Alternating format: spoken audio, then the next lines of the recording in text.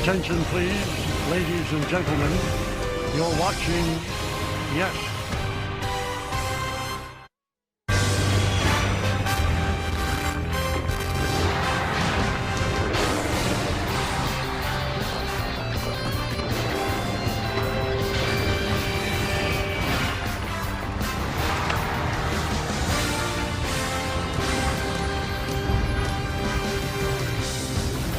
Well, under a full moon, it took 12 innings, and the White Sox came back from a 4-0 deficit, and this hit won the game as they walked it off. It was a tough loss for the Yankees, and all Yankee fans felt like that young man. But don't worry, it's a new day, and it's time for baseball. As the Yes Network presents New York Yankees baseball. It's the Yankees against the White Sox in the final game of a 4-game set from Wright Field in Chicago, Illinois.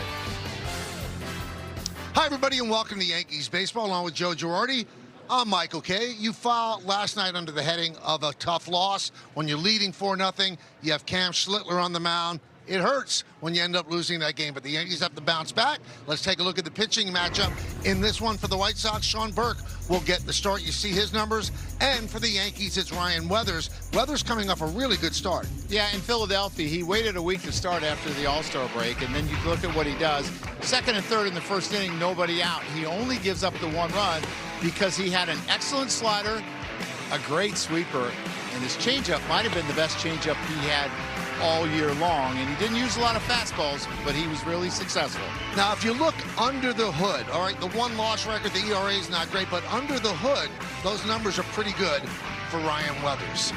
Well, the Yankees took that 4-0 lead last night on the strength of a 3-run home run by Spencer Jones. When he first got called up to the big leagues, he looked a bit overmatched. But since then, the second time up, now he's the third time up, it's been a little better. Well, his first start was against Jacob Mizorowski, but, I mean, everyone's overmatched there. But you look at what he's done these last 25 games. What I love, Michael, he's hitting the ball to all fields with power. You see the one to center. Hey, if you don't think I can pull, let me show you. I can pull it in the seats too. And then let me go Oppo last night, a 3-run homer in the first inning. He's looked a lot better since he's gotten called back up. Well, let's take a look. Since June 5th in 25 games, 250, 3 home runs, 9 ribbies, and OPS of 805. Yankees had a chance to win the game. They were 1 out away. Then Ali Sanchez tried to pick somebody off at third. It didn't work out. Well, Meredith Marakovits breaks it down with Sanchez and Aaron Boone next.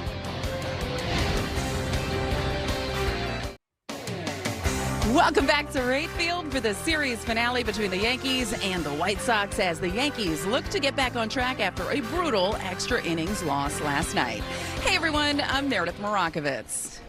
The White Sox managed their 8th walk-off win of the season, and a pivotal play came in the 11th inning. Ali Sanchez was behind the plate with 2 outs. He tried to pick off a runner at third base. The ball rolled into the outfield, allowing the White Sox to score. They'd eventually go on to win. After the game, I asked Sanchez what he saw on that play that made him think that he could get that runner at third base. Me and McMahon felt that he was getting a little slow back to the base and just make a back throw. Obviously, it didn't work out the way you wanted to, but to do all over again with 2 outs, would you consider just holding the ball there, or would you try to make that play again? Yes, and just got to make a better throw. You just got to have a good throw. It's playing catch, so we're big leaguers and we're not going to not do things. So, you know, obviously an option's hold it, but you know, it comes down to, you know, just playing. We got to play catch better there. Couple notes when it comes to this afternoon's lineup. It's going to be Austin Wells behind the plate, catching Ryan Weathers. Also, Anthony Volpe is in there at short. Plenty more to come here on the Yes Network. When we get back, Michael Kay will be joined by Joe Girardi. First pitch next on Yes. Yankees baseball on Yes is brought to you in part by FanDuel. All customers get to choose their reward today on FanDuel. Use your reward on any home run bet and play your game. By Amazon. Spend less on your kids for back to school. By Nissan. Hop into a Nissan Rogue and hit the road to adventure. Shop NissanUSA.com. And by Optimum Fiber. Famously fast fiber internet. 2 pretty good sluggers right there. Dick Allen and Reggie Jackson. It is a sunny and hot Thursday afternoon here at Wright Field. pretty good crowd on hand. And the Yankees and the White Sox will play game 4 of their 4-game set. The Yankees won 2 of the first 3, but they lost last night. And Joe, we talked about it. And you always hear about tough losses. And I always hear the cliche, momentum only goes as far as your next day's starting pitcher. Does a loss like last night carry over? No, I don't think so, because of the maturity on the Yankees team. A young team, it could, but I think they will turn the page. They've been through this many times this year, and in their career, business as usual. All right, so let's flip-flop then. Does that make the White Sox feel better about things because they are a young team and they pulled off a win like that? I think so. With Detroit losing and them winning, they're 3 ahead in the loss column. It does give them confidence. And they have 8 walk-off wins. Only the Cubs have more. Well, they take the field now as they'll try to split this 4-game set with the New York Yankees. We'll take a look at the Yankees starting lineup. Trent Grisham, who's been struggling, he's in center. Ben Rice at first. Jason Dominguez in right. Cleaning up the DH, Paul Goldschmidt. Spencer Jones in left field will bat 5th, batting 6th. Playing second base, Jazz Chisholm Jr. Anthony Volpe has an RBI in 4 straight games. Pinch hit yesterday, had a sac fly to get that ribby. Brian McMahon at third base will bat 8th, and batting 9th and catching, it's Austin Wells. Well, we see the numbers on Sean Burke, and you look at him, a really good ERA, 6th in the American League. Good strikeout totals and low walk totals. But let's check out the Nissan Pitchers Scouting Report. Let it rip, young man. This first 14 starts, his fastball averaged 94.4. The last 7, 95.7. Hitters are only hitting 138 with a 215 slug and a 47% K. Where it all started was 6-18 against these New York Yankees, where he went 7 1/3 and gave up only 1 run. He matched up against Ryan Weathers that day, and he's an emerging ace. You talk about what he's done his last 7 starts, a 1.61 ERA. The team is 6-1. He's got really good stuff, and he's emerging. We'll check out the White Sox defense, brought to you by your local Tri-State Genesis retailers. Grichuk, Pereira, and Montgomery left to right in the outfield. Colson, Montgomery's at third. Luis Angel Acuna at short. Chase Mydrop, and then Munetaka Murakami is at first base. Edgar Caro, who had the walk-off, is the guy behind the plate. Now behind the plate for the umpiring crew is going to be Alex McKay. Umpire Scouting Report brought to you by your local Kia dealers. He is considered neutral. You see all the particulars. He's in his 7th Major League season. Yankees come in at 61-47, and the White Sox are 56-51. Burke is ready. Grisham is ready. And let's do it here in Chicago. Pitch is high. We are underway. The rest of the crew chief, Alan Porter is the first base ump. Roberto Ortiz at second, and Jim Wolf over at third.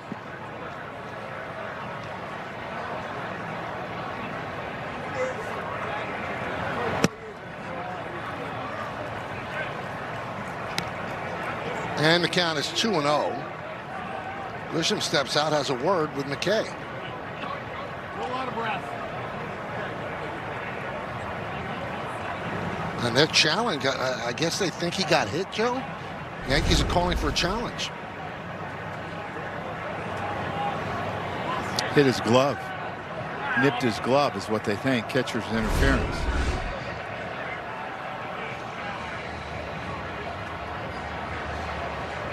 So he nipped his glove on a check swing. And that would be catcher's interference.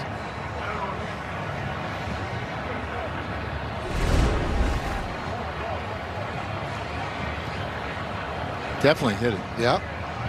It should be first base.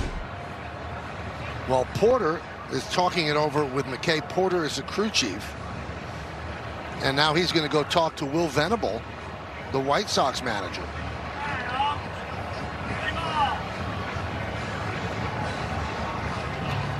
This is a crew that convenes a lot to discuss things. That's the one thing I've noticed about it. They want to get every call right, and not that every crew doesn't, but they have a lot of discussions.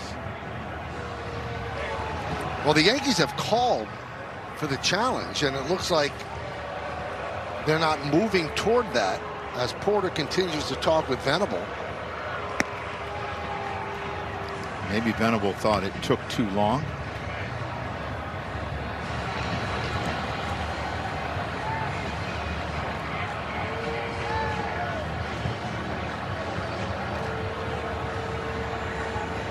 Certainly not an animated conversation, but an extended one. You probably would have looked at the replay and been done already. Yeah, it's probably taken way too long.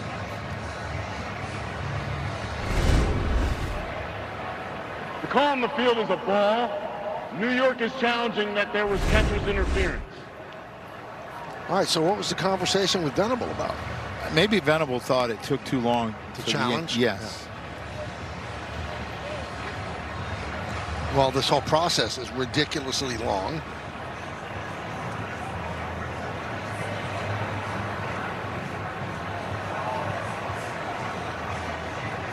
Get ready to write CI on your card, Michael. And he too.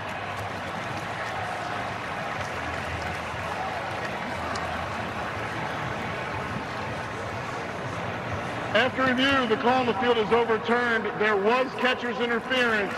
The batter is awarded first base. New York will retain their challenge.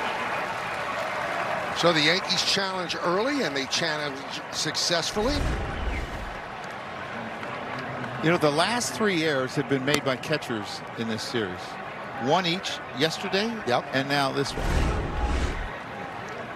So Grisham, who's been struggling, 3 for 45, he gets on base with the catcher's interference, and Caro does get charged with an error. So here's Ben Rice. Ben 3 for 13 in the first 3 games of the series.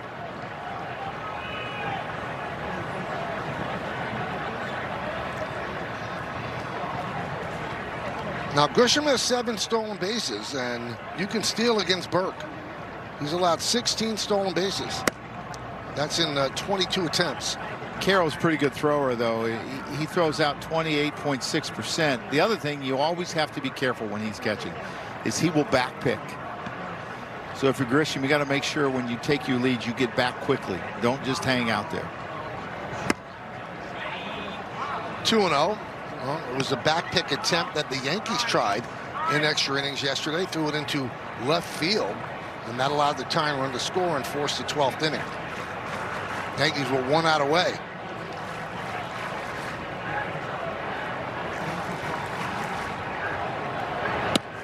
Are those back picks called from the bench, or is it called from the catcher?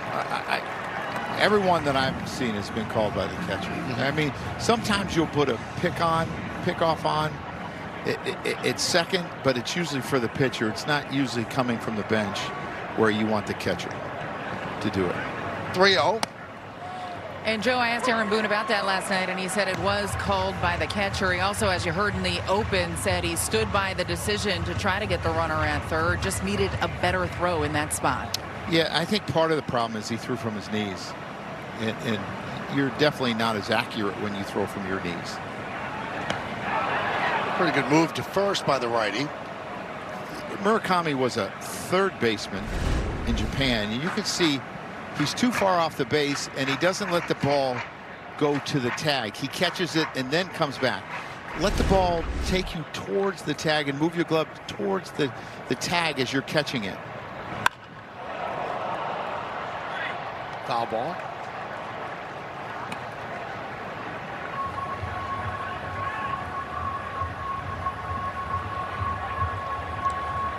So the count full on Rice.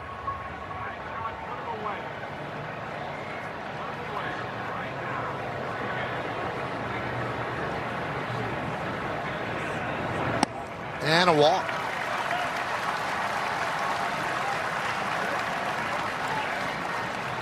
So an inauspicious start for Sean Burke.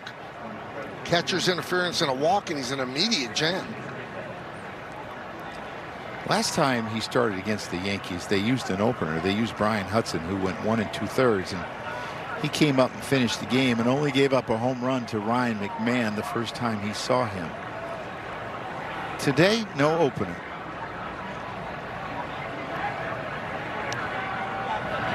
Pitch to Dominguez up and away. And he said that after that June 6th or June 18th outing in the Bronx, he said he made a pact with himself. Throw harder and attack hitters. I'm just throwing it as hard as I could in the zone. If it's getting hit around the yard for 15 hits, I'm still going to be making you beat me in the zone. Yeah, what he's saying is go hard as long as you can, and then we'll turn it over to a bullpen that's really been pretty good. And he's been touching 99 recently, so there was more in there, and now he has the ability to add and subtract, which is tough on hitters. Grisham off second, Rice off first, nobody out.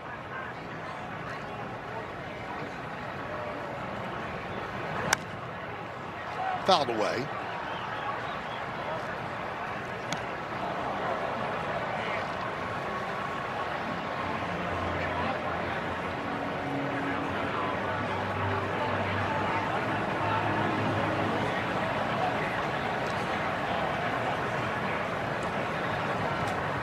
And the pitch. 1-2.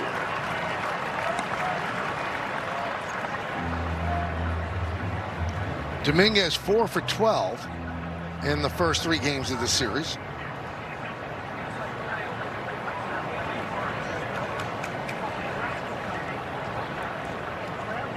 And the pitch. It gets away, runners hold up, check swing by Dominguez. You know, I wonder when he called Carroll out, if he said, sit down the middle, don't move so much, let my stuff just play, let it work. Don't move to the corners because then I start throwing off the plate.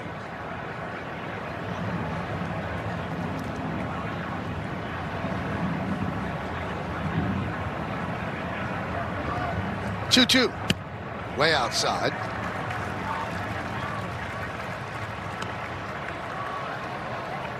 Well, both of these bullpens have worked really hard these first 3 games. White Sox have thrown 15 in the 3rd innings. The Yankees have thrown 14. His pitch count is getting up there already. Swing and a miss. He got him on the cutter.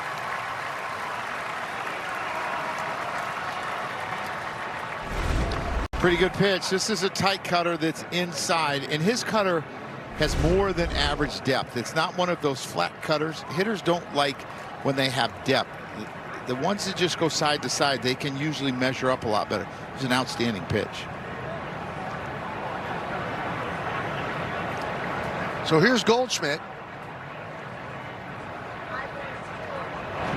Swing and a miss.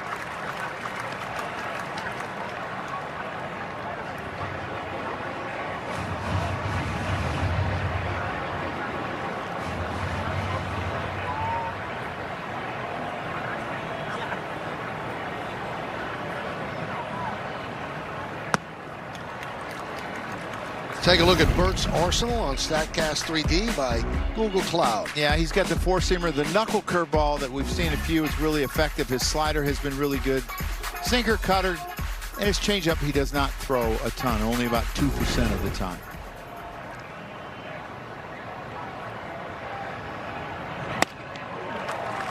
One and two. 97 miles an hour.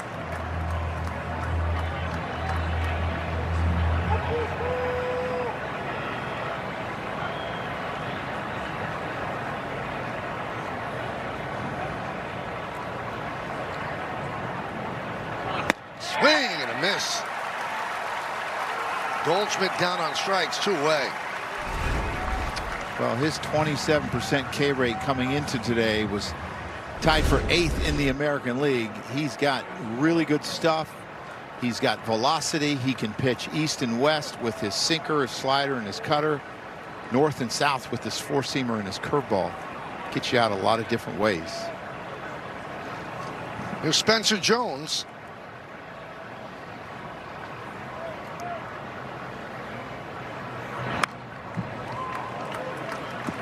Let's take a look at the Optimum Fiber famously fast replay from last night. Now, this got out pretty fast as he hit this long home run to left center to put the Yankees up 4-0 in the first, and it looked like it was going to be a great night, but it didn't end so well.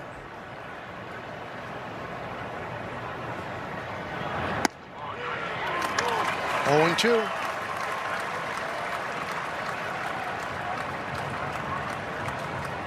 Berg, 26 years old, 3rd big league season.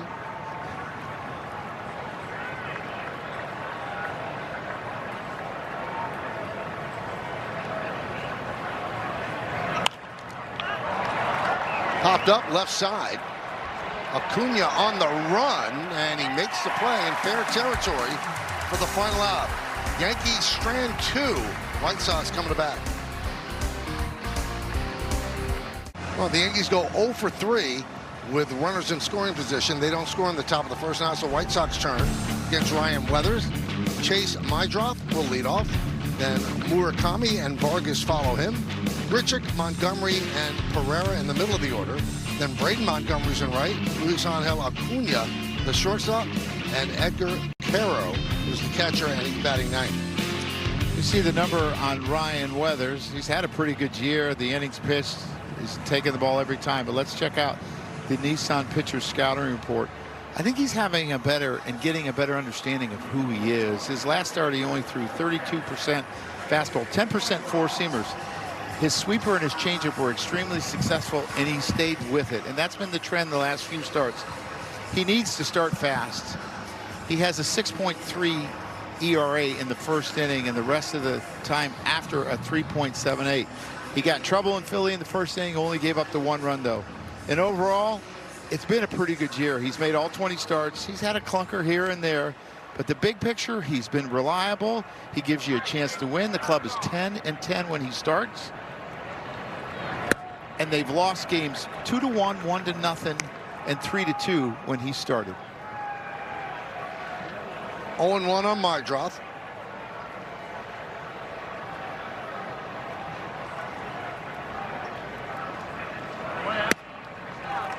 Same pitch, same result, 0-2. Well, when you're hot like Mydroth, you want to swing at everything because you think you can get a hit all the time. He's been great the last 15 or so games.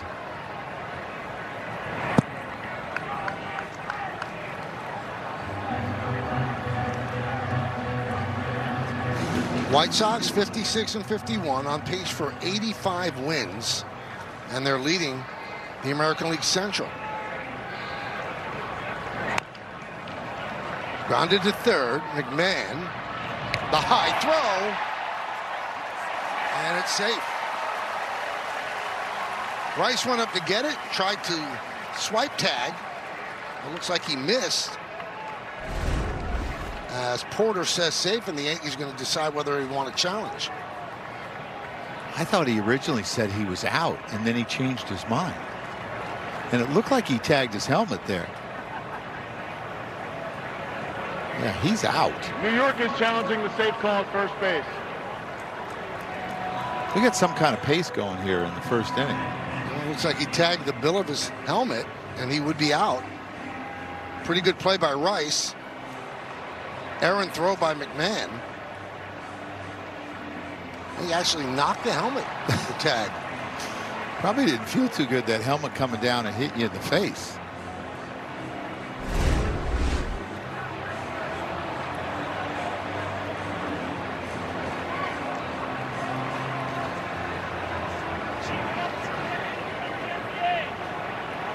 After review, the call on the field is overturned. The runner was tagged in the helmet prior to his foot touching the base. New York will retain their challenge. So 2 good challenges by the Yankees, and they still retain their challenge. Yeah, and I don't know if I'm seeing things, but I thought Allen originally called him out. It looked like he was about to. Kind of deked us. Oh, he got me. All right, so let's look what he does. He points like he tagged him, and then he says safe. Those two don't go hand in hand. Good breaking ball to Murakami. Porter's the crew chief, very respected umpire.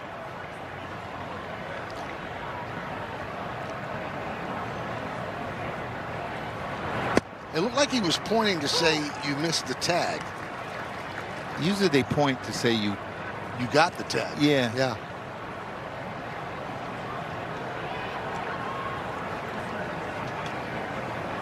But he got me. The 0-2. 1-2.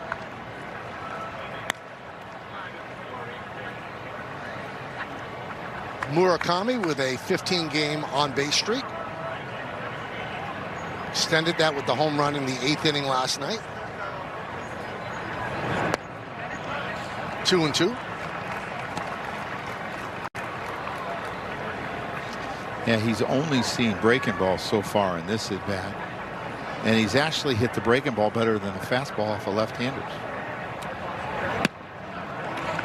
3-2. He has 23 home runs, tied for 7th in the American League, but he's 80th in plate appearances.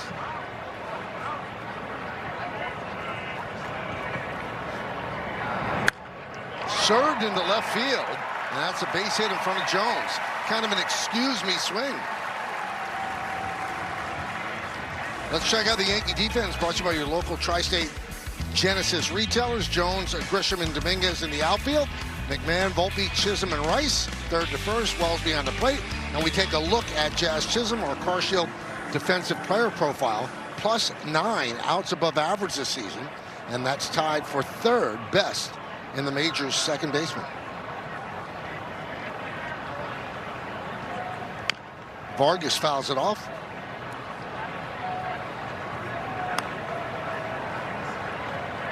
Very aggressive so far. Everyone seems to be hacking at the first pitch off of him. And if you watched his last start, there weren't a whole lot of first pitch heaters, fastballs. So interesting approach.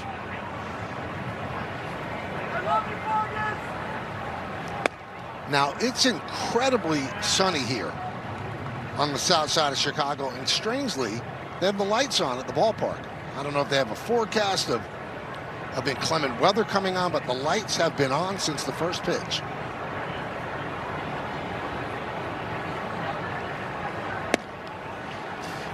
And you know, Michael, some of the ballparks I remember as a player and a coach, that you could actually feel the extra heat from the lights. Really? Yes. And I used to say, why do we have these on?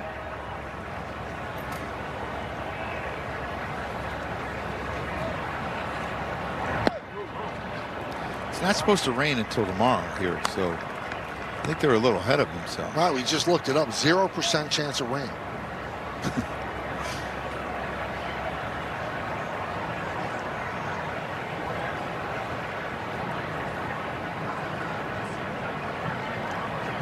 Two-two. Still 2-2.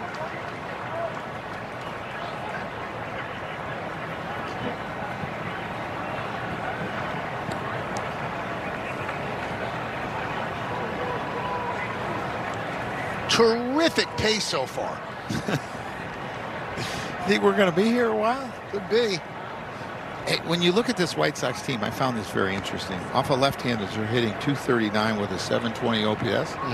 Off of right-handers, they're hitting .239 with a .728 OPS. Wow. Consistent. Complementary pieces, platooning. 2-2. 3-2.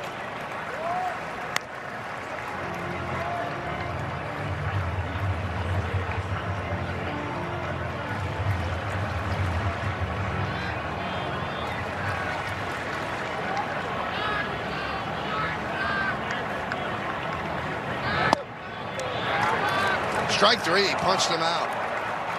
Vargas down looking. Yeah, just it looks like a high sinker. He was trying to go inside, and it kind of froze Vargas. He got hit hard last night, so I'm sure that's in the back of his head. And he froze him on a sinker. It's the only fastball he threw in. So here's Grichuk.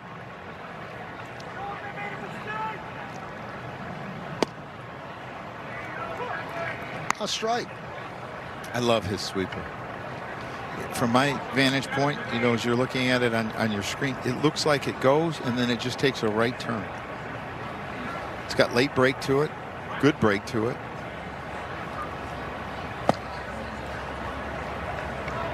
One and one. Grichuk started the year with the Yankees in 16 games at 194, then designated for assignment. Since then, 56 games with the White Sox, 260. Always been a pretty good hitter against lefties. And you explained this the other night, Joe. The Yankees signed him late, and he got off slow. And it makes sense. He didn't have a lot of spring training at bats, but there was a roster maneuver they had to make, and he was the casualty. Yeah, he only had like 15 spring training at bats, and then the first 15 at bats during the season, he had 1 hit. And then he started to swing the bat. And it just worked out good for him. He got to go to the White Sox, gets to play a lot. They platoon here. And in a game, he'll pinch hit a lot, as he did last night. And here he is batting cleanup.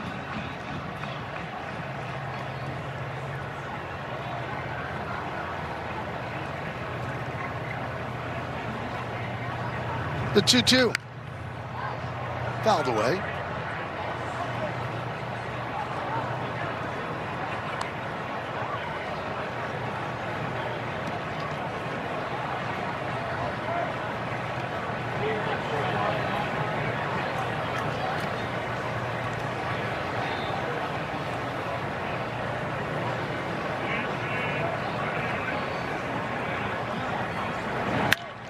Grounded in the hole and off the glove of Volpe, and it bounds into left field. Murakami is going for third, and Grichuk moves to second.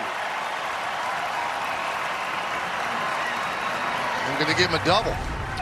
Yeah, and there's a lot of times it's actually to your disadvantage to slide, because if you don't come up with it, you usually, the ball caroms not where the left fielder expects it to go.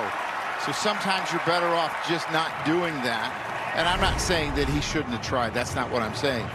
But the effort ended up costing the Yankees an extra base.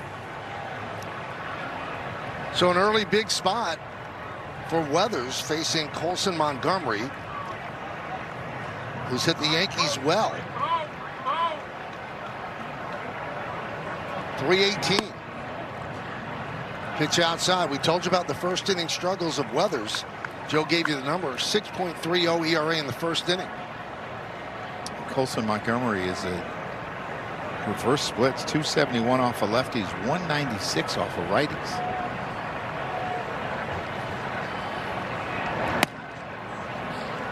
Two and 0 with Pereira on deck.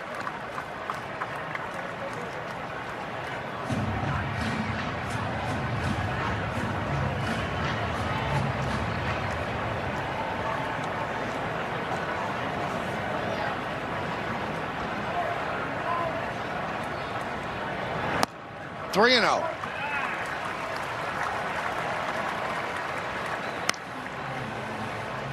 He's at 26 pitches, and the Yankee bullpen's a bit fried. They need length out of Weathers. They cannot really afford to have him have a really short outing.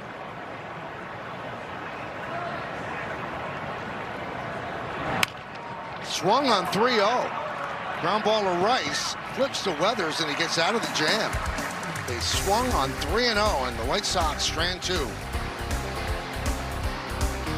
Well, let's check out one of today's player props, brought to you by 365. Bet 365, where winning is everything. Jazz Chisholm leads off. He gets a home run or more, plus 425. Jazz 3 for 12 in the first 3 games. 3 stolen bases. Let's get him on. Take advantage of Burke, who's given up 16, as you mentioned earlier in the broadcast. Chisholm, Volpe, and McMahon against Sean Burke.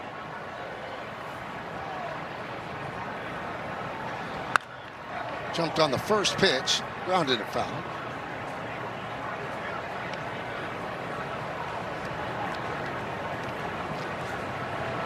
So they swung on 3-0, kind of bailed Weathers out. And the Yankees have given up only 3 hits all season on 3-0 pitches. Foul back. There's 2 schools of thought there, Joe, when you talk to batters. Well, he's got to throw a strike. And the other school is usually fans saying, well, he can't throw a strike. Why don't you make him throw a strike? He hadn't walked anyone up until that point. It might be the best pitch you're going to see, and it's the hitter with the most power that has the best chance of probably hitting a home run. I don't have a problem with it. As time goes along, you want to see what his track record is at swinging at 3-0 pitches. And a 3-0 pitch, you should not hit down the left field line. If you're a left-hander, you should pull it. He did do that. He just didn't get it in the air. I remember Bobby Mercer used to tell me I hated swinging on 3-0 because everybody expects you to hit a home run. And back when Bobby played, he said, you're going to get the same pitch on 3-1 that you got on 3-0. Yes. He never wanted to swing 3-0. And the game has changed drastically. That's why I don't mind him swinging, because he did get a fastball. 1-2. Jazz jackknifes out of the way.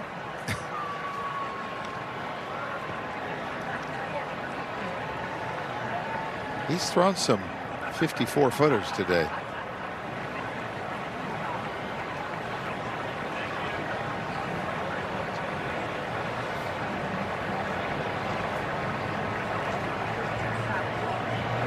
Swing and a miss.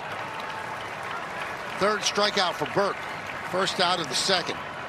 Yeah, so far today he's had much better control of his slider than he has of his curveball. The numbers for him are better throwing your curveball, but he has not found the command of it, and his slider has been really sharp. So here's Anthony Volpe. And a strike from Burke. And when you have a pitcher that's like that, you try to incorporate the curveball and get it going, but you do it in a situation where you can't get hurt.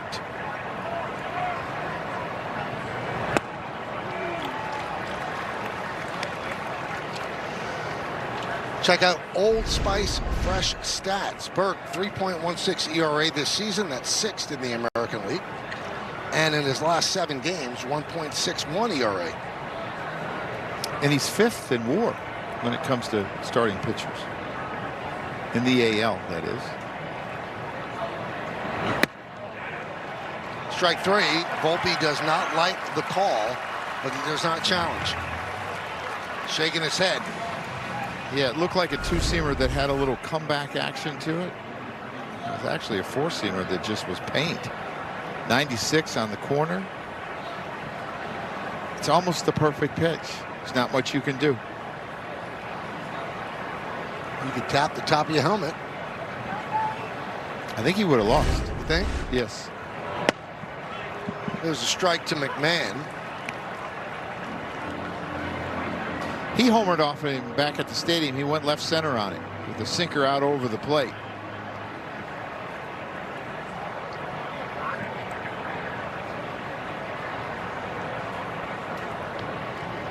The 0-1. 0-2. Got up to 98 there. So, Michael, here is where I might drop the curveball to see if I can get it going, because there's a number of left-handed hitters in this Yankee lineup, and it could be a really effective pitch for him.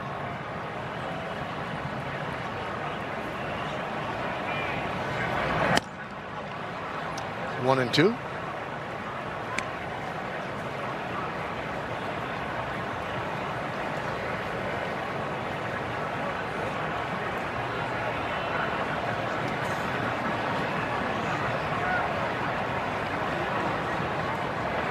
Swing and a miss on the knuckle curve. He strikes out the side. 5 strikeouts for Burke in 2 innings. Welcome back to the South Side as we are scoreless as we head to the bottom of the second. Spencer Jones is out in left field for the 2nd consecutive game for the Yankees. And although he has not played a tremendous amount of left field, he told me earlier today that he feels completely comfortable. He actually really credited the Yankees organization over the last 2 years, making sure in the minors he played both left field, center field, and right field to make him as versatile as possible and to make sure that he'd have a comfort level if he ever gets the opportunity at this stage of the game. Now, guys, also noteworthy, if his glove has a little script on it and it says "just cruising." That's a nod to one of his high school coaches, Jose Balderas from La Costa Canyon High School in California. He said it was a phrase he always said. He actually made shirts with it on. He would hand it to all the guys, and at that moment in high school, Spencer Jones said to himself, if I ever become a professional baseball player and I'm able to design my own glove, it is going to say "just cruising." No G, guys, only an N at the end of it. And he said every glove that he has had since then has had that phrase on it. I like the thought. I do too. We're just cruising up here. Yeah, pay respects to the people that helped you get to where you are today. And Joe, that's just it. He said he looks down at it. It reminds him of his roots and really just makes him smile. Also noteworthy, he said this is the first time he's at this ballpark, but he used to play here in Chicago during MLB The Show when he was playing video games. And he said he liked it because when you hit a home run, it fired off 20 fireworks. They didn't do that for him yesterday. It's only for the home team. But he said that's why he liked playing here when he was playing the show. The 2-2. Strike 3, and it's challenged by Pereira. The pitch is called a strike. The batter is challenged. ABS challenged by T-Mobile. Boy, I mean, he acted like it was way out of the strike zone. The whole ball is in the strike zone. Michael, you know you're in trouble when in the broadcast they put one out up before the challenge came through. That should have been your first sign. Wow.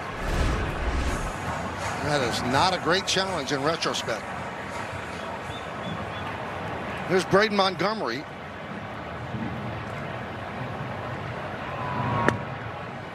And a strike.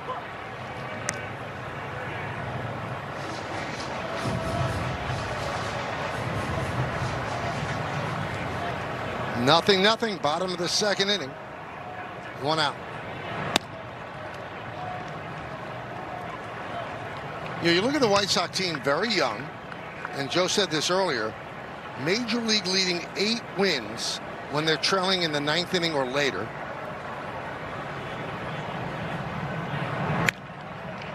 Grounded to short, nice hop there for Volpe.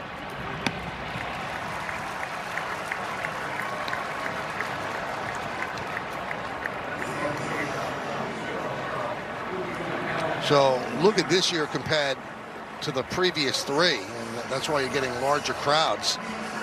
They have 9 wins trailing in the 8th inning or later. That's the 4th most in baseball. They have 13 wins trailing in the 7th inning or later, and that's tied for the 2nd most. Those are all numbers that tell you they don't give up. No, they keep coming at you. And this is a good offense. And I know it's really young and they don't have a lot of veterans in it, but they have on base, they have power, they have speed. I mean, some of the young players are great on base guys. Acuna grounds one to Volpe. And that'll do it. As the White Sox go down in order against Weathers, and we go to the 3rd. Well, it's time for Pinstripe Pride, brought to you by Toyota, the official hybrid vehicles of the Yankees. And today's picture is of Addison, who's already proven the Yankees' youngest fan club is in good hands. What's going on, Addison? Use the hashtag Toyota Pinstripe Pride and mention yes in pictures you post to social media. To reflect your love for the Bronx Bombers, we might spotlight you in a future game. Cutest indeed.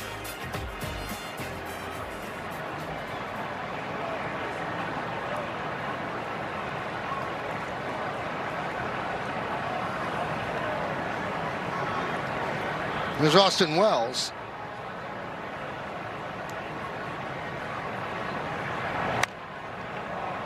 You know, I tugged at my heartstring yesterday, Joe, and we showed it in the open. Yes. The little boy crying because the Yankees lost. I Yes. mean, you don't realize sometimes you forget how much it means to young kids when they attach themselves to a team and there's a loss like that. He was really broken Really, up. he sat there a long time. He was probably at the game 4 hours, pulling hard for the Yankees. It looked like they were going to win a couple of different times. It means a lot. It meant a lot to me as a kid. I was a huge fan.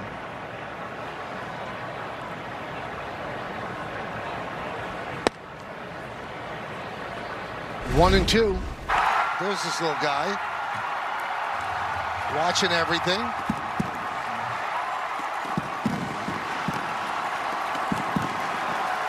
Oh, Yeah. still gets me. Look at his dad trying to comfort him. Oh.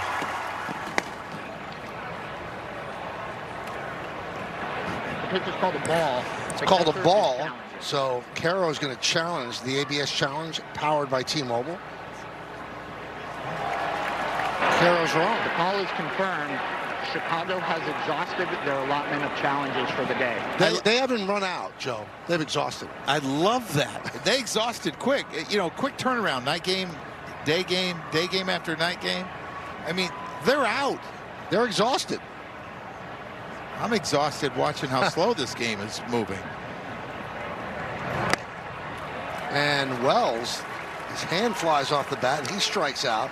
4 straight strikeouts for Burke, and he has 6 in 2 1/3 innings. Yeah, it happened on his first swing, so he obviously might need to get a little bit more pine tar. 6 strikeouts through the first 9 hitters. He has 9 swings and misses so far.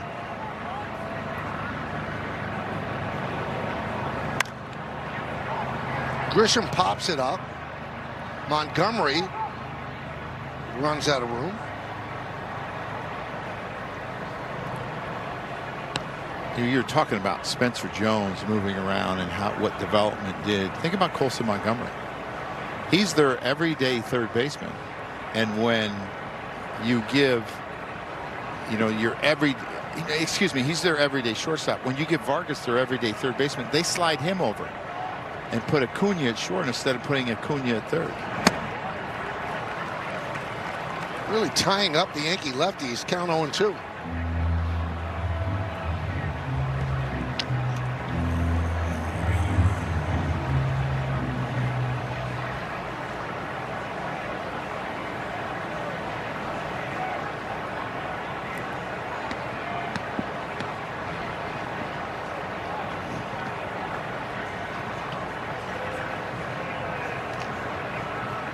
The 0-2.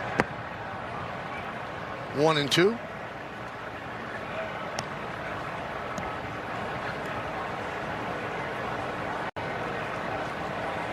Running his own game too. You see that, Michael?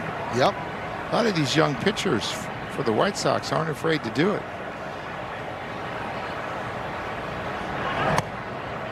If you were catching and your pitcher said that, would you be insulted?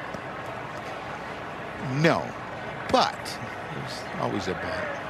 Sometimes pitchers don't see what's actually happening, but sometimes as catchers we don't know how the ball feels coming out of their hand. Swing and a miss. How about this? 5 strikeouts in a row for Burke.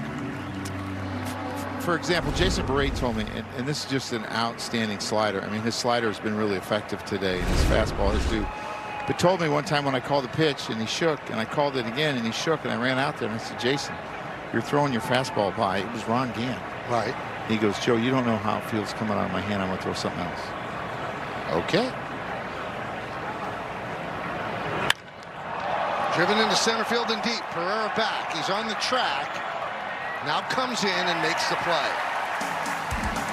So Burke is retired 9 in a row. We'll go to the bottom of the 3rd.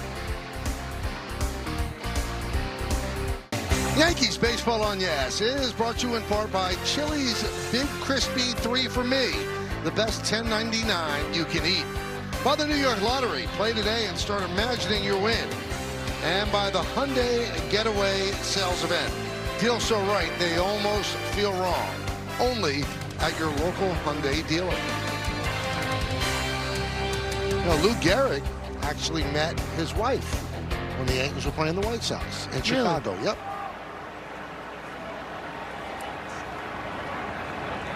We go to the bottom of the 3rd. Caro fouls it off.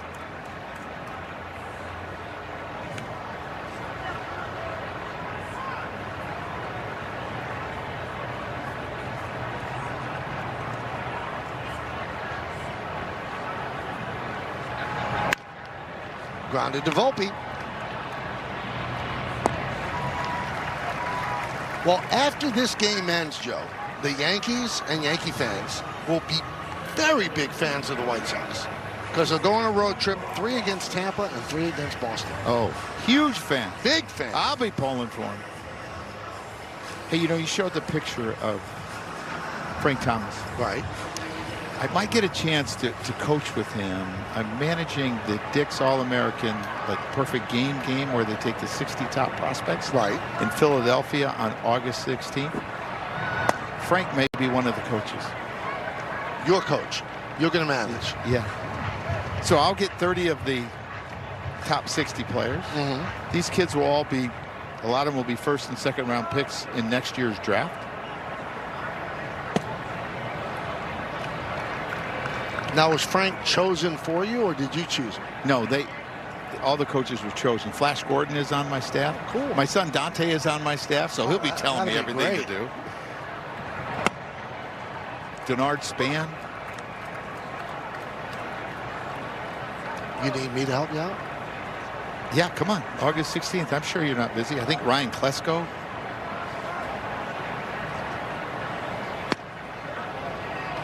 Could you ask Ryan Klesko if he still has bad dreams about Graham Lloyd?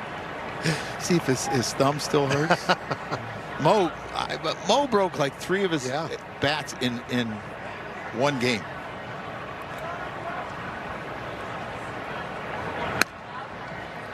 And there is a walk to Mydra. I actually think he thought the umpire was going to call that a strike. The way he backed up, I think he was going to get back in the box. And then when he said ball, he bent over and took his shin guard off. Let's watch him. I'm not so sure he's convinced that this is. Yeah, they kind of tried to play it off. Yeah. He's the poster boy for the 3 outcomes. Walks, strikeouts, home runs. He's second in home runs per bat, second in walks percentage, and first in strikeout percentage.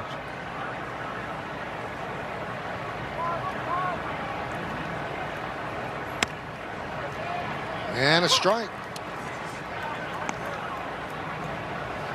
At some point, he has to throw him a fastball.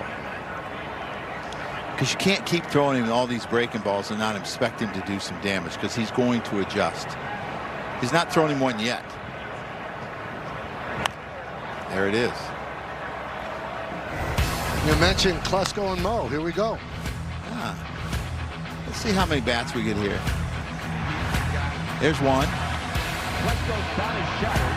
Bat shattered. 2. Oh, it was tough.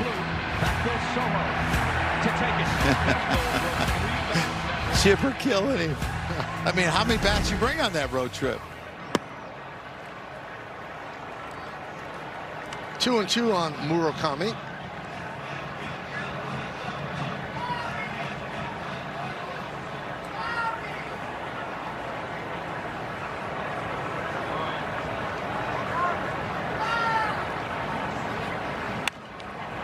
Fouled away. How about Luke coming up with that so quickly, too? Luke Miller. 3 bats in one game he got. And Mo wasn't a starter. No, he wasn't. I don't know how you can actually find something that quick, how Luke does that.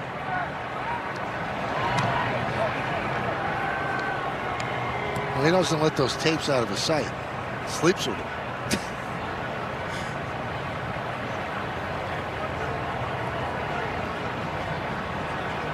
Call him Luke Tapes Miller? Why not?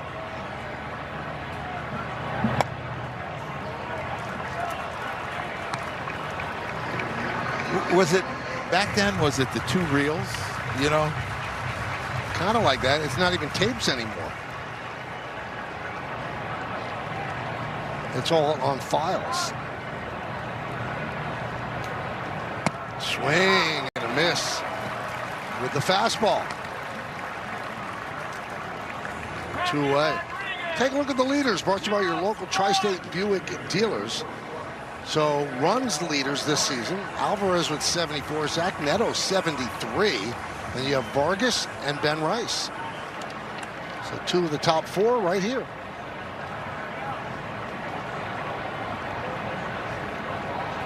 Runner on first, 2 outs. Here is Miguel Vargas.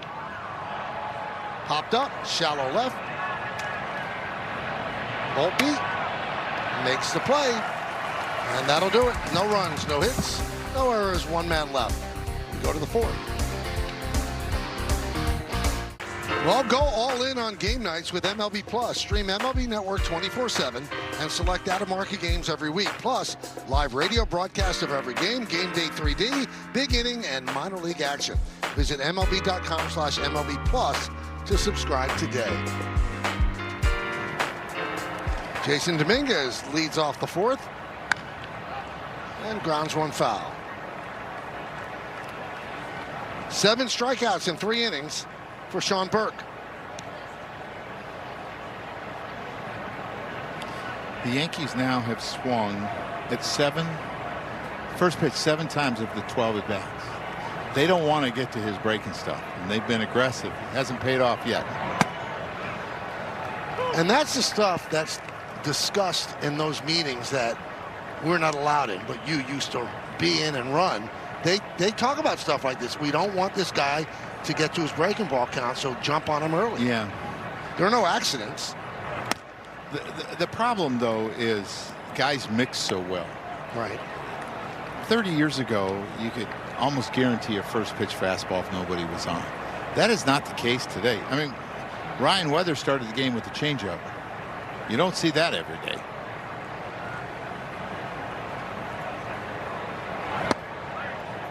You never told us, so Jason Beret didn't like how the fastball was coming out of his hand. So was he right? Did he make the right choice? We got him out, I think, with the split. Okay. But we didn't strike him out. We would struck him out with a heater.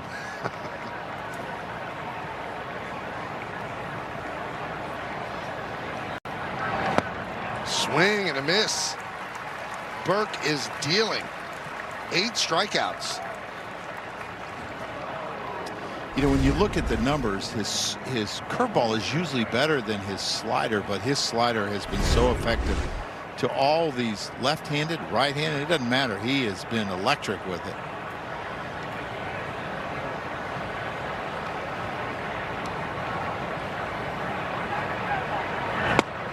Well, they had him on the ropes in the first inning. They got on with the catcher's interference with Grisham.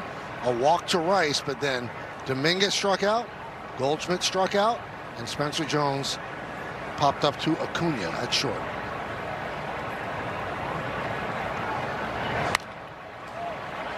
Popped up behind the plate.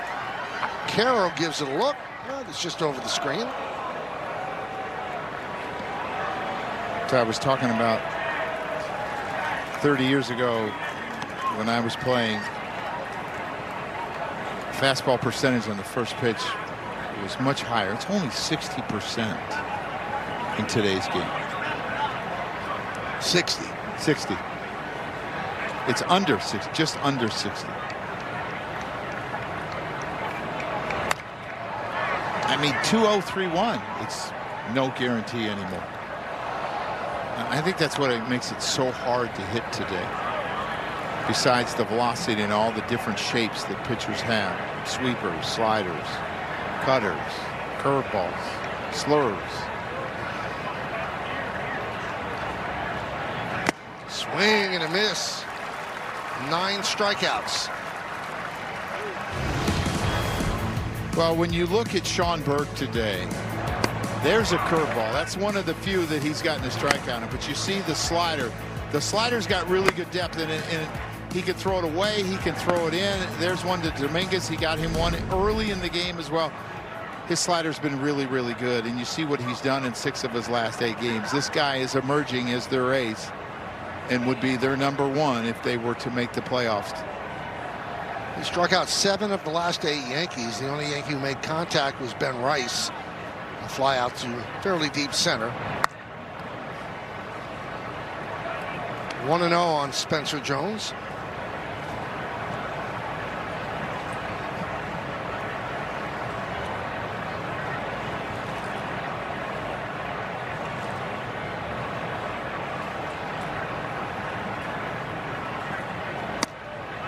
There's a strike. And the knuckle curve.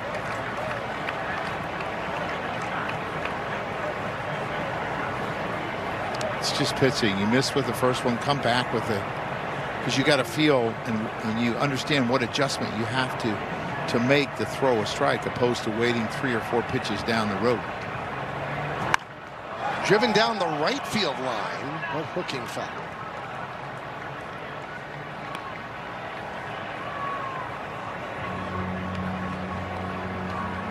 I would sell out for a high heater here, Michael, after him hitting that curveball like that, seeing 3 in a row.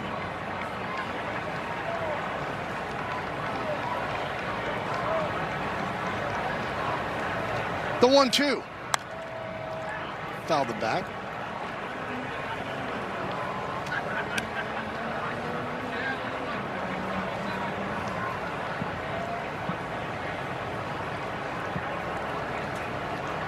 You would have been a guy that called your own pitches. You would have wanted to drive the bus.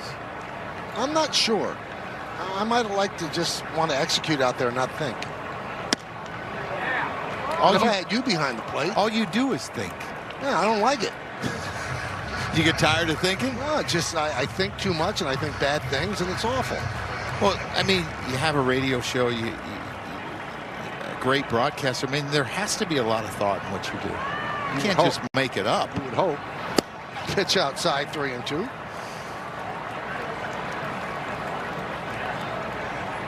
One of the favorite things I ever heard Paul O'Neill say to you is, Michael, don't you get tired of talking all day?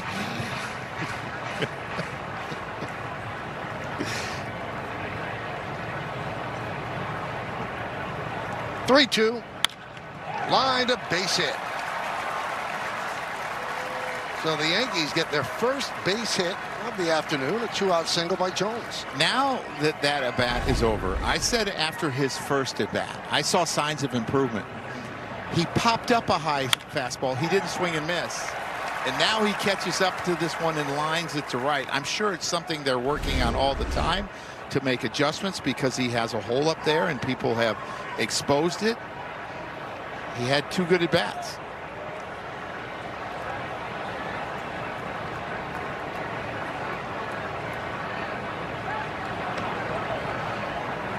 Spencer has 2 stolen bases. Well, early game, the Rays beat the Rangers just now 3-2. So if the Yankees want to stay to within 2.5. The Rays won. Yep.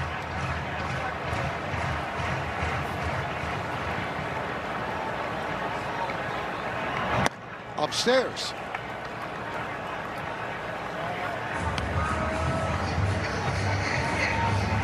We used to have a sign for like that for pitchers if we thought we didn't want to pitch out, but we thought the guy might be possibly running. The easiest pitch to throw is on a high fastball because you can move your feet early as a catcher.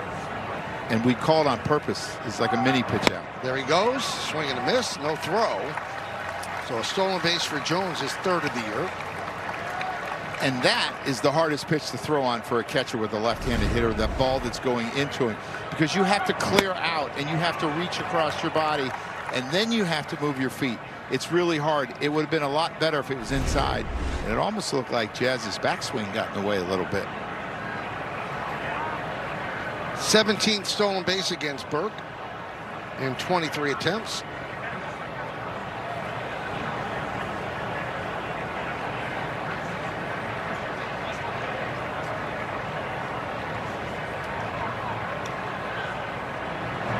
Shows bunt.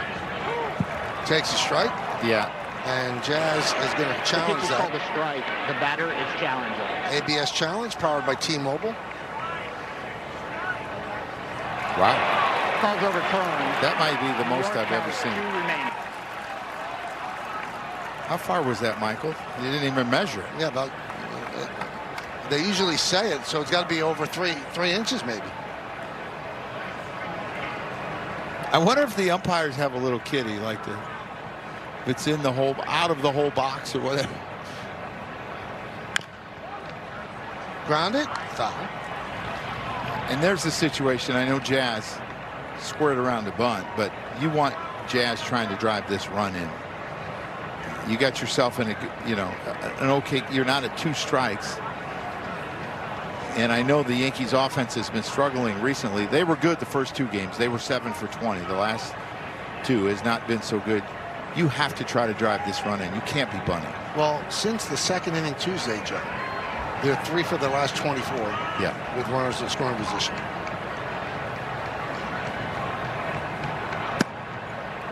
They were 3 for 16 last night. And they're 0 for 3 so far today. That was in the 1st inning. Correct. Yep. But the pitcher they're facing today is really, really good.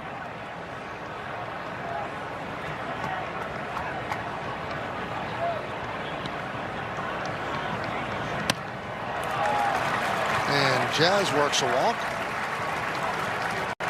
First and second, and that brings up Volpe.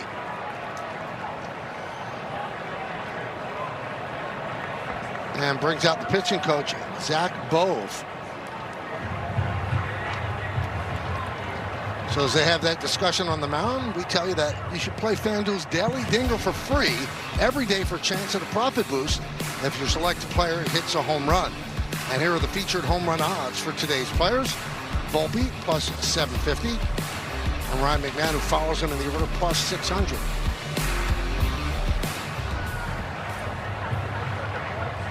Long conference on the mound. Now finally broken up. This reminds me of Don Zimmer. There'd be games I'd be catching, and I'd run and sit next to him after the inning was over. He'd look at me and say, "Son, you got this game moving right along." We've had challenges, we've had discussions, meetings. Volpe had a sac fly as a pinch hitter last night. RBI in 4 straight games for Anthony. And a strike. Yeah, he has been really good on this road trip. That approach, that front hip was leaking really quickly. He's got to make sure it stays in because he's been throwing a lot of sliders to the right-handed hitters. I think you give him the fastball in.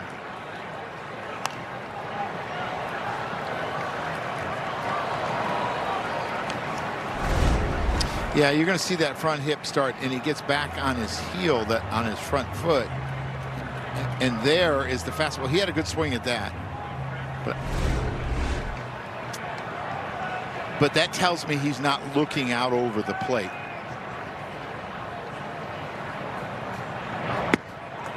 Strike 3, and Volpe's challenging. The pitch is called a strike. The batter is challenging. ABS challenge, powered by T-Mobile. And it is a strike. Call is confirmed. New York has 1 remaining challenge. 10th strikeout for Sean Burke. So the Yankees finally get a runner in scoring position again, and they leave 2 runners on. Today's injury report brought to you by Montefiore Einstein, the official hospital of New York Yankees. Carlos Rodon threw 30 pitches yesterday at Somerset. Expected to throw a live session Monday. So working his way back. I wasn't privy to all the information on it, but I'm guessing it was 2 ups. Yes. This next one will be 3, and they're building him to get him up to 5 innings. And guys, I caught up with Preston Claiborne as he was going out to the bullpen to help Ryan Weathers warm up, and he had told me that he will throw with the team on Monday, and that one will extend the pitch count just enough. As long as it goes well and he feels good physically, Joe, the next step will be a rehab assignment. How far they'll push him, that remains to be seen, because as we know, the Yankees already have 5 in the rotation. At some point, a decision is going to be made when Rodon gets back. Can never have too many starters. Certainly seems that way. I looked up a number on Randall Grichuk, which surprised me a little bit. And I know he's been around a while, and he's put up some decent numbers. He has 221 home runs in his career. Now that's surprising. Yes. Yeah. It's kind of like under the radar. I mean, he's had a really good career.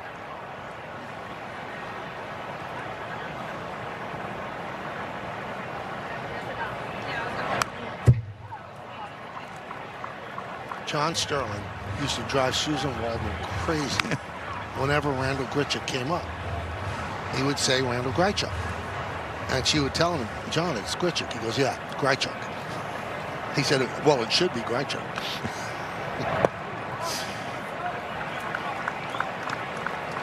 I 3 and 2. I miss him, and So I do know I. you really, really miss him. You were so close with him, but golly, he was entertaining.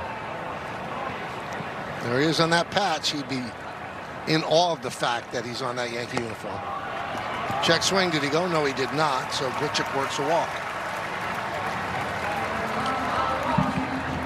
Well, off of lefties, he's the guy that gets the chance to play every day, and he's doing what he's supposed to, a double and a walk so far.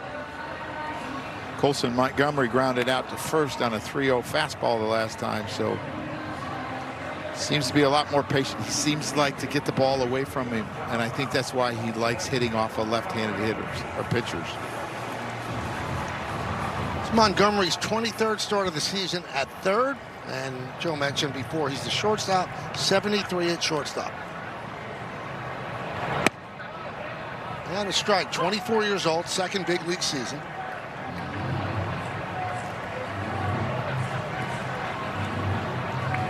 He kind of did the opposite, Joe. Last year in the minors, he hit .215, 711 OPS. When he got promoted, he was better at this level. Ooh, that's a tough foul tip. They actually gave him, for lack of a better term, like a timeout. They sent him to Arizona to work for a week because he was struggling so bad early in the season. Made some swing adjustments. It obviously has paid off. He doesn't hit for necessarily a high average yet, but he is extremely productive. 24 homers, 61 RBIs, 17 doubles. He's got a lot of thunder in that bat, and I would expect that he's just going to get better. He's from Holland, Indiana, but he grew up a big Yankee fan, and he wore number 2 because of Derek Jeter.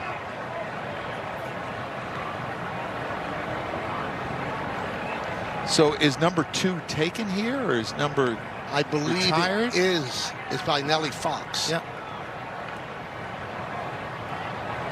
And this the next home weekend, they're going to retire Ozzie Guillen's number 13.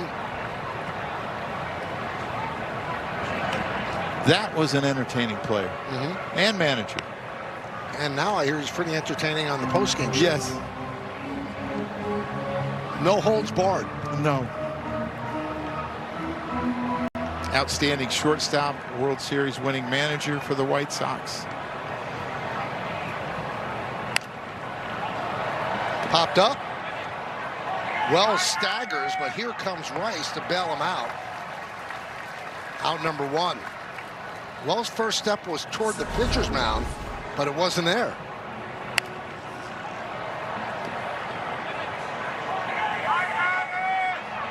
Yeah, and I believe that Alex McKay was going to call him out no matter what because he made contact with Austin Wells. And sometimes as a hitter or even a base runner, I don't know where you're supposed to go.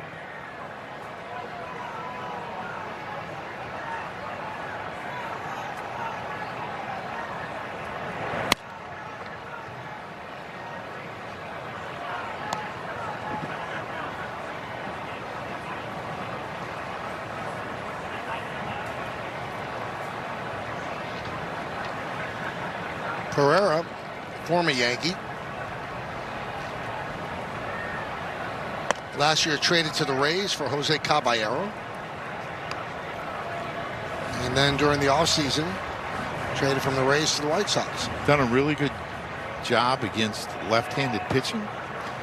Hitting .318 coming into the game. Tristan Peters, their center fielder against righties, has had a really good year. Pretty good platoon situation.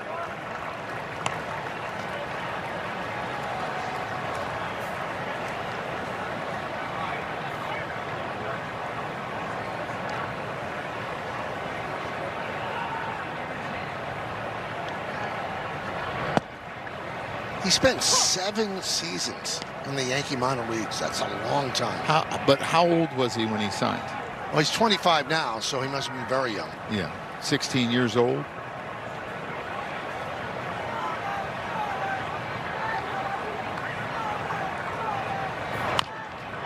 Grounded third base.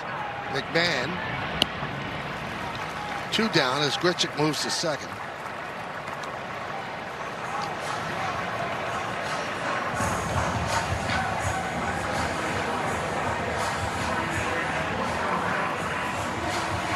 Braden Montgomery's been really productive when you look at the last 13 games. He has 12 RBIs. He's been on base a ton, hitting .313.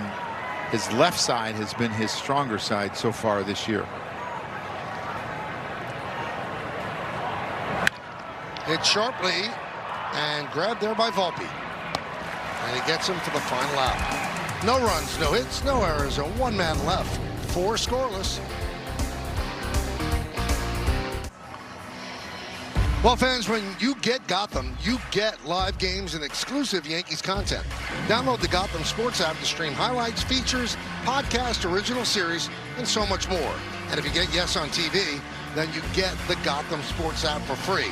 So download and sign in today. You ready for the bad news and the good news? Yeah. The bad news is through the first 4 innings, the Yankees have struck out 10 times. Right. It's only 12 outs. The good news is That one is a fly ball. Pereira is there. Is that the good news? no. The good news is a lot of times when you have a lot of strikeouts, your pitch count gets up because you're not getting any first pitch outs as he just got. He was at 70 coming into this inning. You might be able to get him out that way.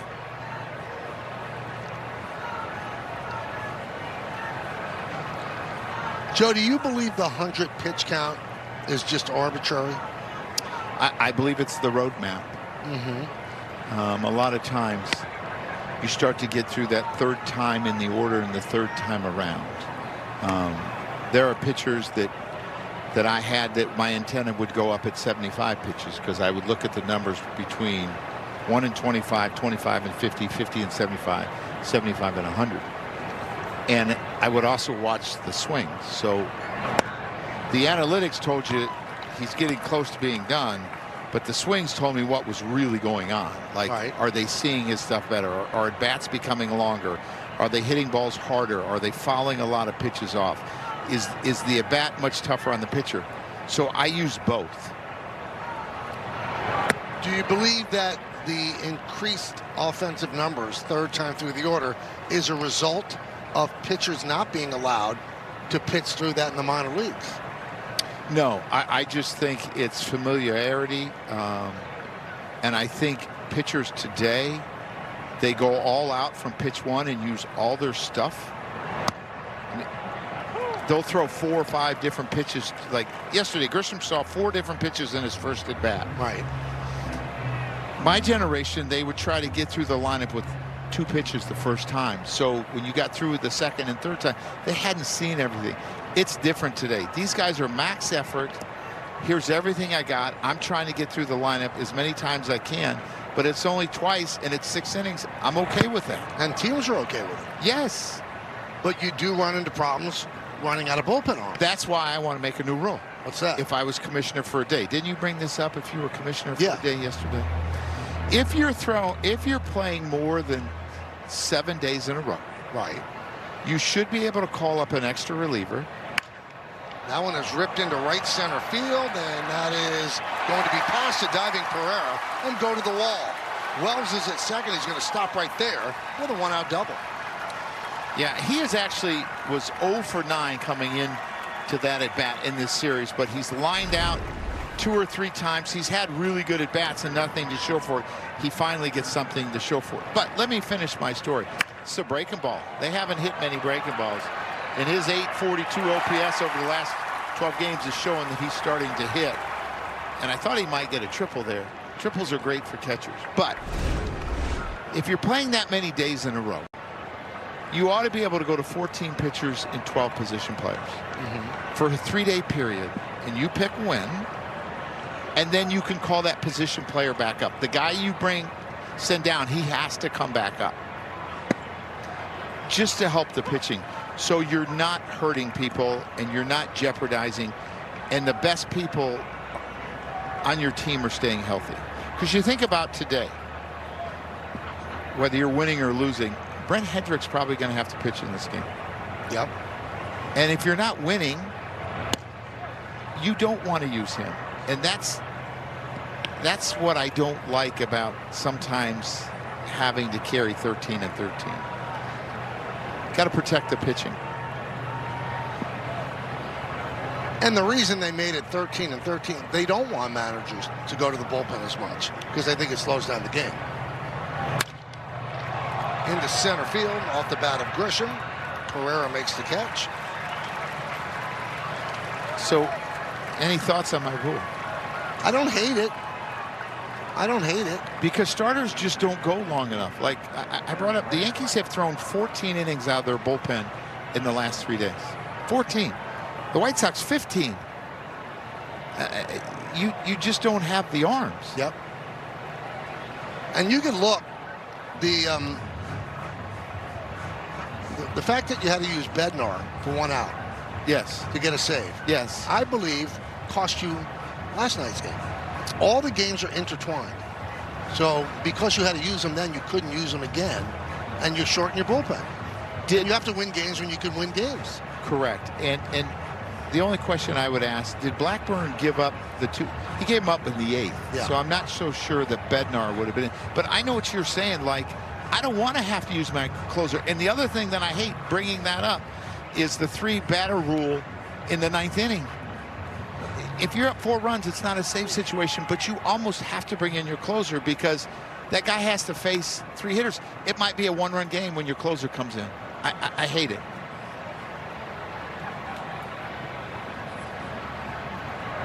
See, now, that I disagree with, and I know that you feel strongly about that because then you get a guy like Tony La Russa. I just bowed up in here. I know. You got Tony La Russa would have 3 pitchers for 3 batters. No. You can only bring in 2 pitchers in a sense. You can't do it twice, right? That is lined right at Acuna. He hit it right on the screws, but they had him played perfectly, and that saves a run. We're halfway through, 0-0. It's time to name that Yankee, brought to you by Prevagen, made for your brain. All right, there's a 5, 3.48 ERA, 36 saves, 503.2 innings pitched. Just 36 saves. So is it the Yankees from 08 to 10? That means the pressure's on Joe because he managed them. Wow. Joe. I know who it is. You do? All right. Got a click. Remember the guy that always had a click? A click? Yeah.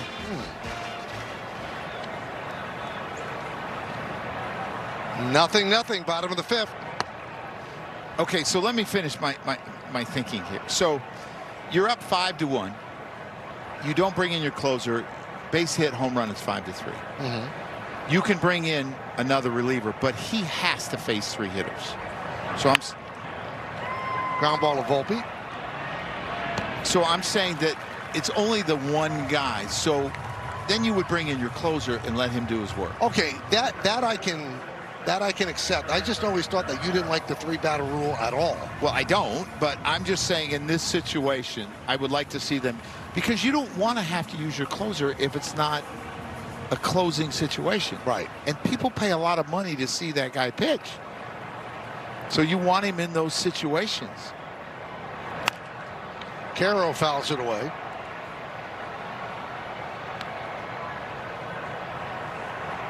You want to hear some different styles of pitching? Yeah. Ryan Weathers gotten 8 ground ball outs. Sean Burke has 0. Not hitting the ball. Well, yeah. Yankees have 2 hits and the White Sox have 2 hits. So it's turned into a pitcher's duel. Final game of this 4-game set.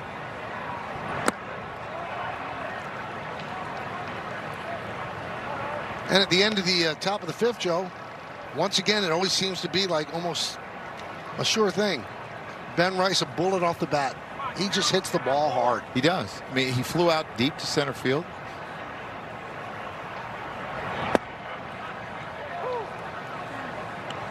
Two and 2.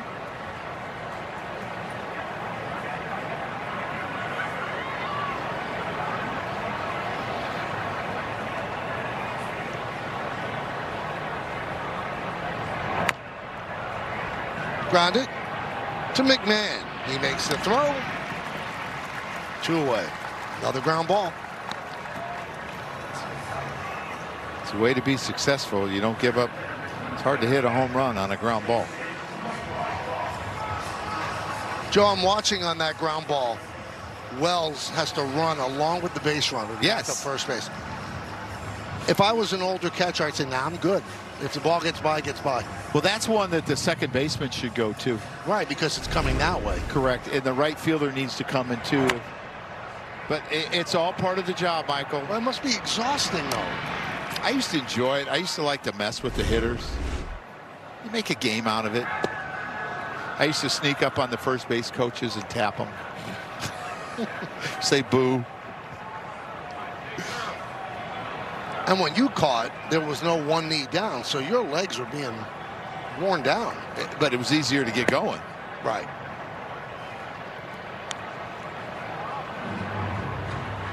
And I don't understand why he has to run if the ball's hit the third, because if it goes by the first baseman, it's going into right field. It's a really good point. To me, you're going to get second base or some shortstop. Right.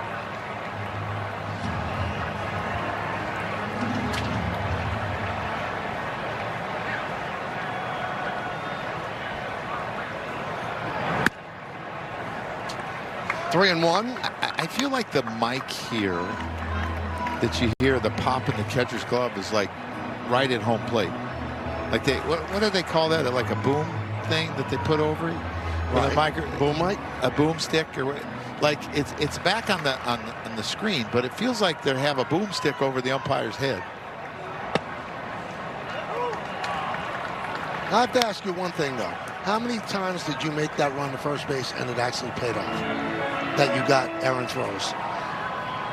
I would say maybe once every 3 games. 4 games. That much? Yeah. Oh, wow. Maybe. I don't know. Michael, who knows? But I know I ran down there a lot. I bet. Yeah. And I actually took a lot of pride in it, Michael. Hustling to try to save a base and save an error.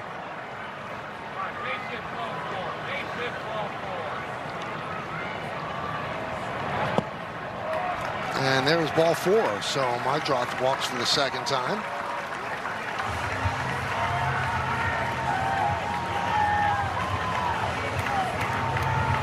And that brings up Murakami.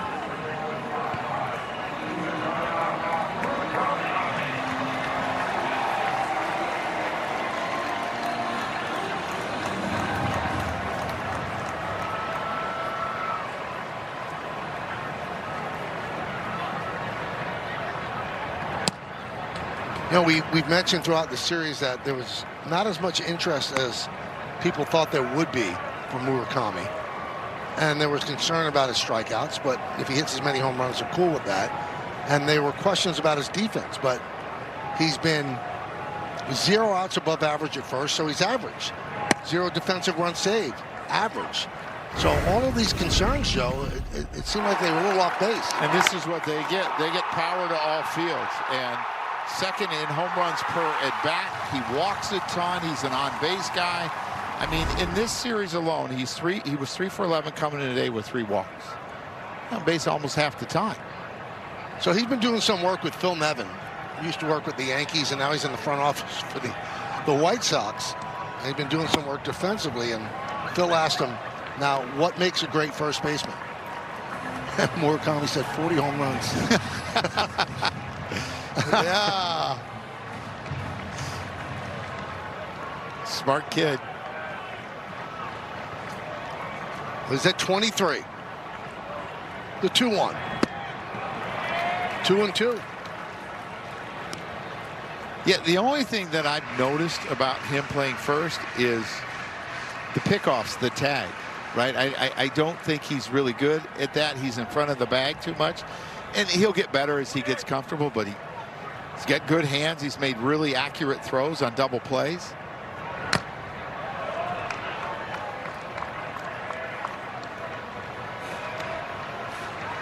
Obviously, we haven't seen a lot of him, but I've been impressed with his all-around game. Well, he might get his big payday because he only signed a 2-year contract here. So if he puts up 40 and 40, all of a sudden the interest will be higher. Scooped into shallow left center field. And Grisham is there to make the play. White Sox strand 1. We're going to the 6th. 0-0. Weathers and Burke. Justin Shackle with your Audi update. Rays hosting the Rangers. Bottom 8, 2 outs. Game tied at 2. First pitch to Cedric Mullins. Hit down the left field line and just out. 338 feet. The 13th of the season for Mullins. The Rays win it 3-2 at the moment. They're up 3 games on the Yanks in the division, Michael. Well, thank you, Shaq. We'll go around the majors. Nick Kurtz exited the game last night with a forearm contusion. Gabriel Moreno, last 25 games on fire. And Imanaga, the Yankees will see tomorrow against the Cubs. Last 2 starts, really good. That one is ripped down the right field line. It's a base hit. It's going to go all the way to the wall. Dominguez round second. He's going for 3. The throw is not nearly in time, but he slides past the bag, and he gets tagged out. It is an epidemic. These late slides, and they slide past the bag. He just cost himself a triple. You know, it's amazing. I mean, I don't know how you work on this, Michael, just because it's an instinct and there's a lot of emotion going on when you're running, but this happens too often. And it's not just to the Yankees, but this happens too often. You have to understand, if you're going to third with nobody out, you better be safe easy. You can slide a lot earlier. And he slides, and he just slides past the bag, and that's really costful. Now, how would he expect to be able to stay on the bag? He's got such force moving by it. There's no way he's staying on the bag. No chance. And it's, you know, we've seen it happen to a number of guys on the team. Sometimes it's because they wear that oven mitt and can't grab the bag. But that was just momentum. Momentum. And he knows he screwed up, but you got to make the adjustment. It almost happened the other night on the stolen base. Yep.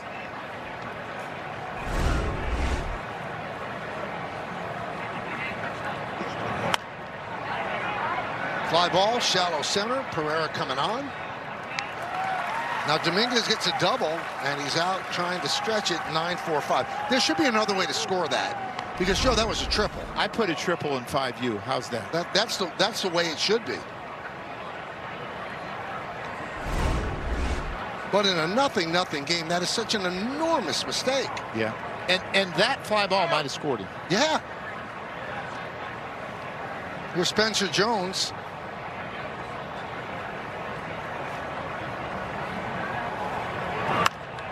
Skied the other way and out of play.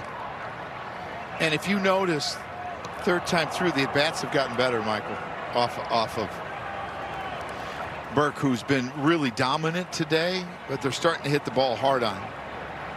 But their bullpen has been taxed, too, the last 3 days.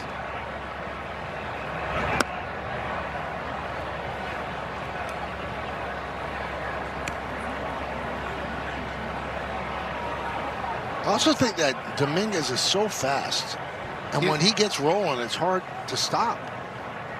Yes.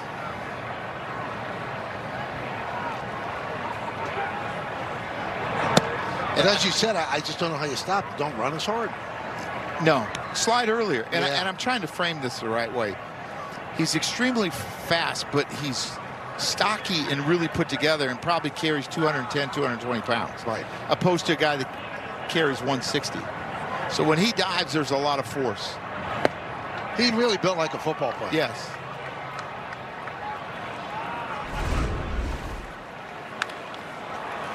I mean, once he gets it moving, Joe. Oh, he can fly. And that's not even a great turn. He thinks it's a double, and then he sees the little fumble by Braden Montgomery, and then he's out. And he's safe by a long ways. Yep.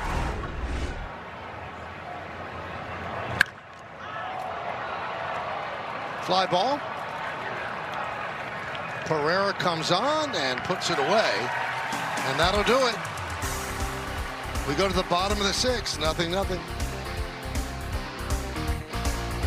Join the Yankees on Saturday, August 8th, as they celebrate their 78th Old Timers Day, presented by Fresh Direct. Arrive early and see your favorite Yankees legends put on the pinstripes and take the field again.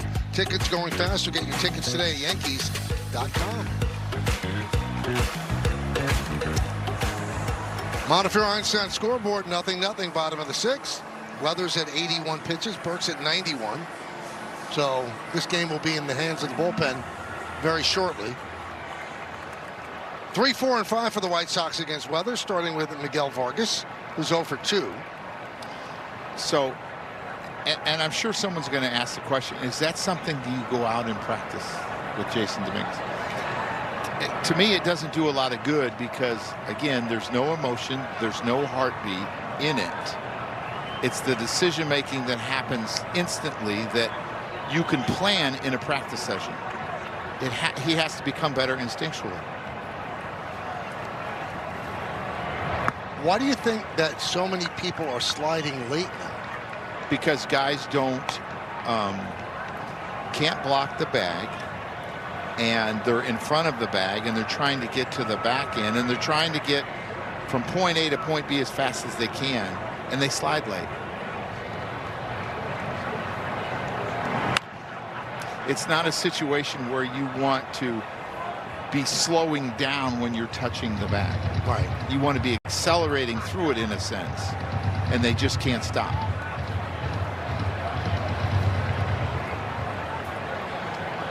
Both bullpens busy. Newcomb and Chavihi. Line drive caught by Volpe. He goes up and gets the line drive for out number 1. Really, really good play. Good hops there. Start this inning off the right way as you're going through the middle of the order.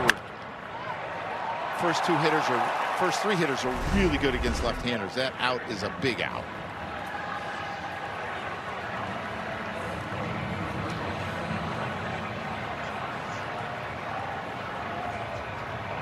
Here's Grichuk. Check swing, popped up foul and out of play.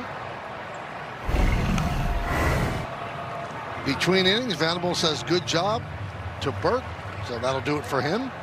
And it was a good job, 6 shutout.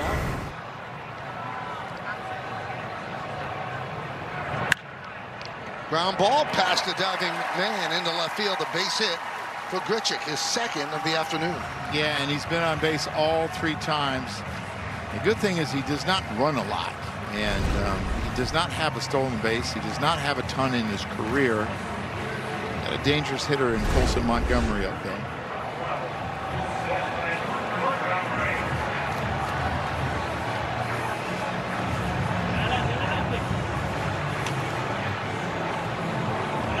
So Chavihi about ready. Montgomery 0 for 2 against Weathers.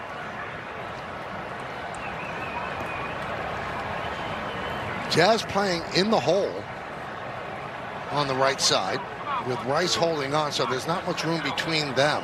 There's a lot of room from second to Jazz.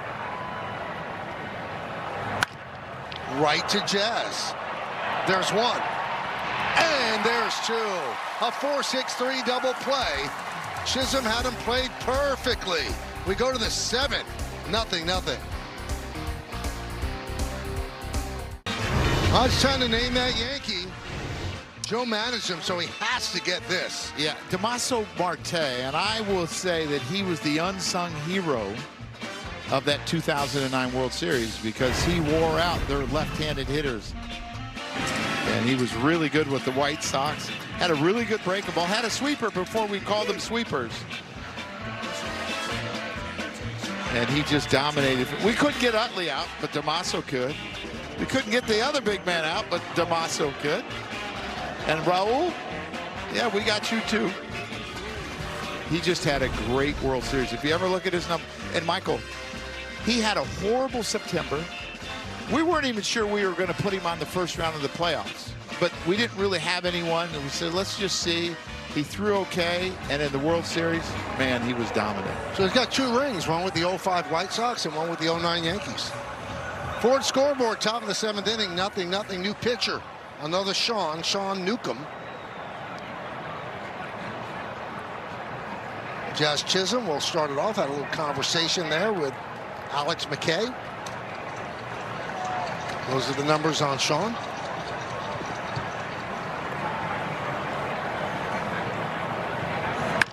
Lined, it's a base hit to left field. Jumped on the first pitch. Grichuk will get the ball in, and now Jazz Chisholm a threat to go. Do you think he was telling him to hit the ball to left? Alex was telling him to hit the ball to left? I think he's giving him some coaching. Maybe Jazz said, hey, can you help me out a little bit? This is just a really good swing. Stays in there, and just unloads. And Newcomb has had a great year, but the Yankees got him for a 4 spot. Ali Sanchez hit the 3-run homer on him on Monday.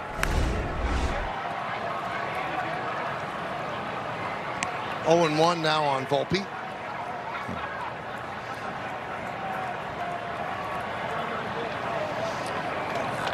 I like the idea of Volpe. You have an inexperienced first baseman.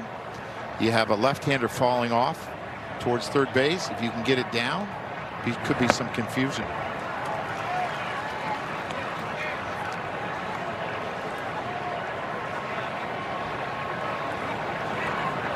Oh, 2 on Volpe, who struck out twice against Burke.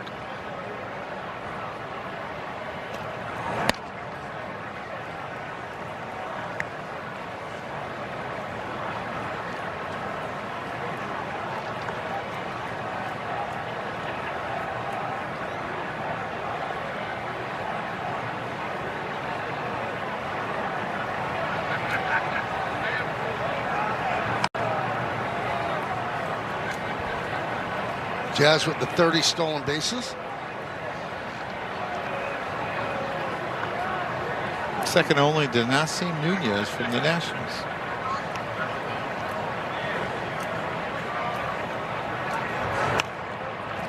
And it shows you the skill set and the capability, because very frankly, he's not having a good year.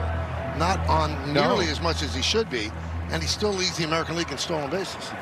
It's pretty incredible.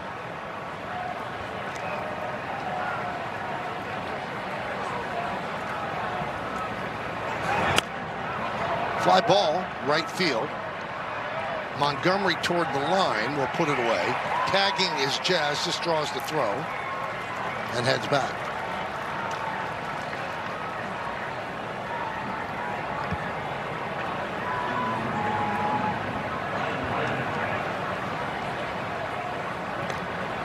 Against Newcomb this year, base stealer successful 6 of 7 times.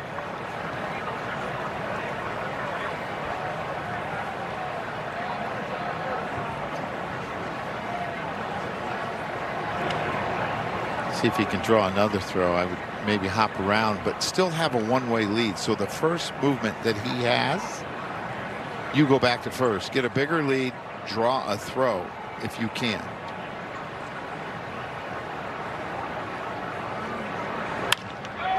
Lined into right field. It is caught by a diving Montgomery.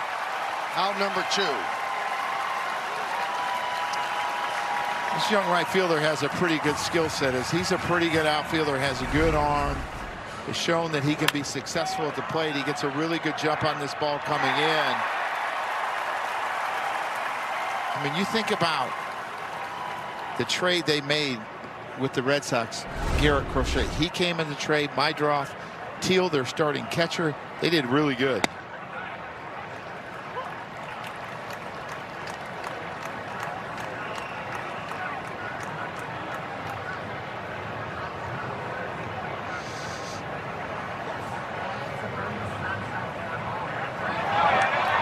And picked off. Now he's in a rundown. And he's finally tagged out for the final out of the inning. It's time for the 7th inning stretch in Chicago. 0-0. It's Justin and Jack with your Ford Studio update. And Jack, on the pregame, we talked about the need for length from Ryan Weathers today. He delivers just that for the Yankees so far, is tossing 6 scoreless. Yeah, he did it in a distinct way, too. A lot of outs on the ground, burying pitches in the bottom third of the zone. 11 outs on the ground using the sinker, the sweeper, and the changeup.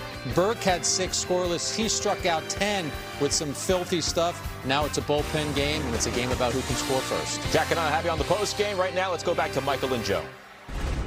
Well, thank you, guys. Yankees have 4 hits. The White Sox have 3. Neither team with a run. Weathers 6 strong. Burke 6 strong. Wells had a double. Grichuk is 2 for 2, a double and a walk. Yeah, his high mark this year is 107. He's been to 101 twice. 107, 530 versus the A's in 6 2/3. He's at 94 now. I'm sure they're trying to keep Benintendi and Antonacci on the bench, is why he's sticking with him. Pereira bunts as a foul ball. Now, if you're keeping score at home, Jazz, it's considered caught stealing, and it's scored 1-3, 6-3, 4. And if you're wondering, Joe, That is the zip code for Dexter, New York. Dexter, New York. You been there? Nope. Never even watched the show. There's a show? Dexter.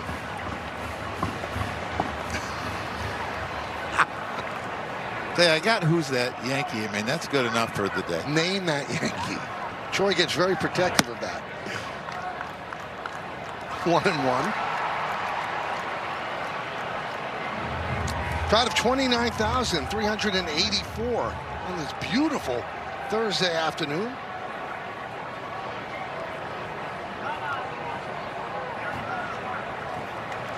It's so weird. The series ends, and usually the series ends, you get on the bus and you go to the airport.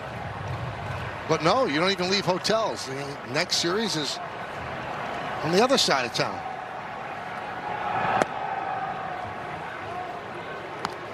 Yankees will start a 3-game set tomorrow afternoon against the Cubs at Wrigley Field. Another really good offensive team that they will be facing. High fly ball down the right field line. Dominguez on the run in the corner. Can't make the play.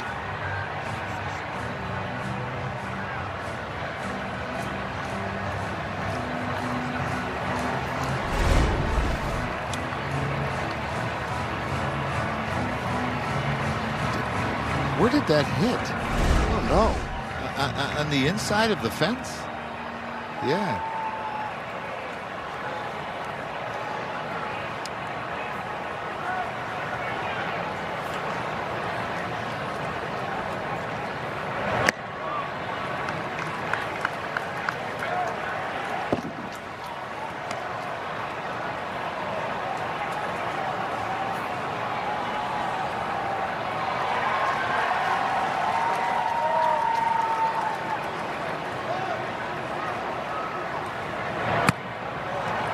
Strike 3. And they are out of challenges. He didn't like the call, but he's now looking.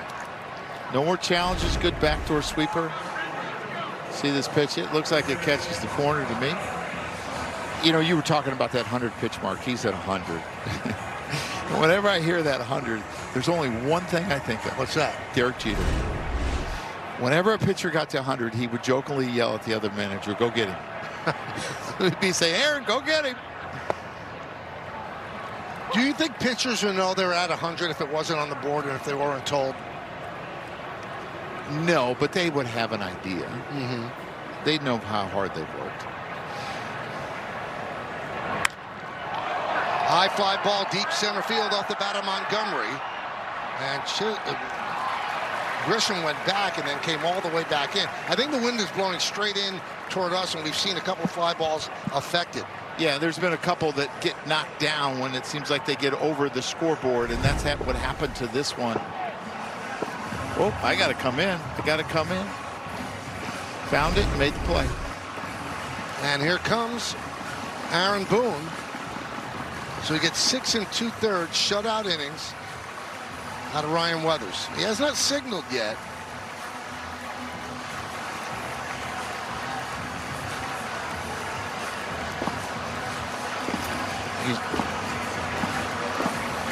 And he's going to let him stay in. Now, the last time he did this with Cole, it backfired on him.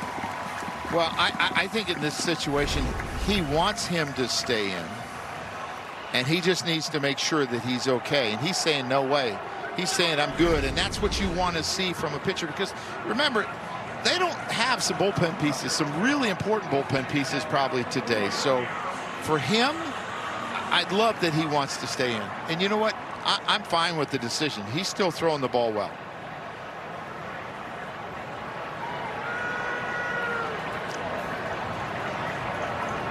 Here's Acuna.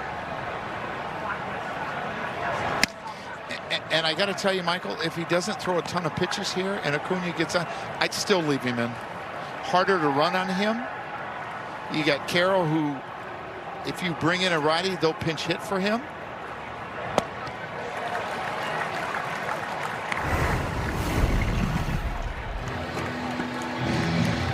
Now this is against Sacramento.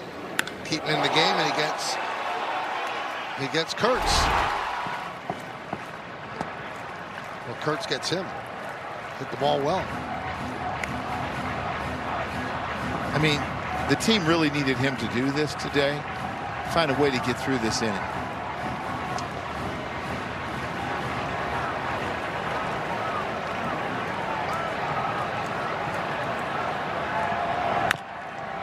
Chop to third. Charging is McMahon on the short hop. Gets him. So the decision works out for Weathers and for Boone. We go to the 8th. It is 0-0.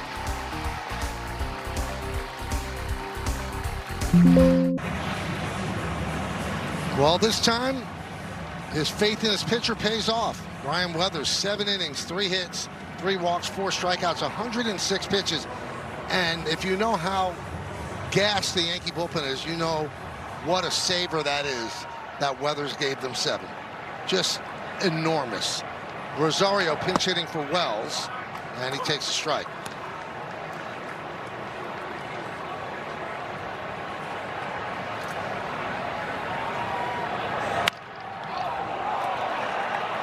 Right back to the pitcher, and there's one down. Right off his backside. See Weathers in the dugout. Yeah, that's a big time performance. You got to find a way to get him a run. 11 ground ball outs to 2 fly outs. Did a really good job today.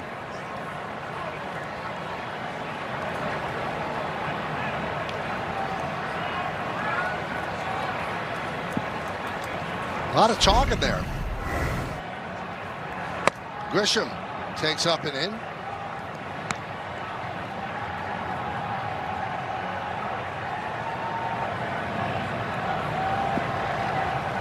Acuna shades up the middle.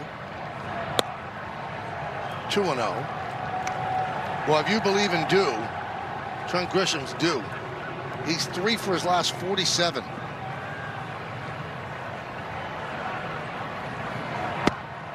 And how about this? Talk about, you know, when they say, well, he might be hitting in bad luck. Well, he's 2 for his last 39 on balls in play. That's bad luck. Guys usually hit about 300 with balls in play. And 2 for 39, that's too much for me to even calculate, Michael. Joe, how about this? The last time a Yankee game on the south side of Chicago was scoreless through 7. You have to go back to July 1st of 1990 at Old Comiskey, and that was the game that Andy Hawkins pitched the no-hitter that wasn't. And lost, correct? Yeah, and lost. Up the middle and through for a base hit. Told you it was due. I was at that game, Joe, and it was hard to watch. There were 3 errors in the 8th inning. Laberts was in left field. It wasn't fair to anybody, and he lost the game, but he only pitched 8 innings, and the Major League Baseball changed the rule that you have to go 9 innings to get credit for a no-hitter. Trent Grisham's done a really good job of staying on the ball there, and this guy's due, in a sense, to find a hole. He's run into some bad luck here in this series. He's hit the ball extremely hard.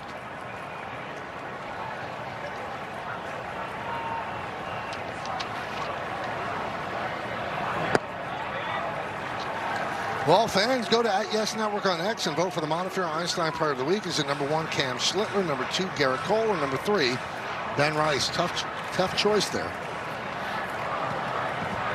Rice walked in the first, and the fly ball deep center lined out to short. No, just missed. That probably would have been a challenge had they had some left.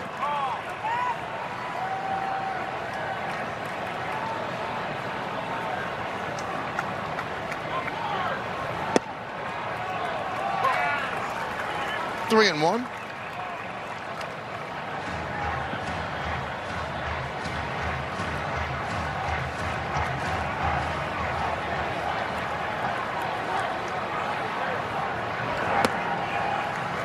And there's ball 4.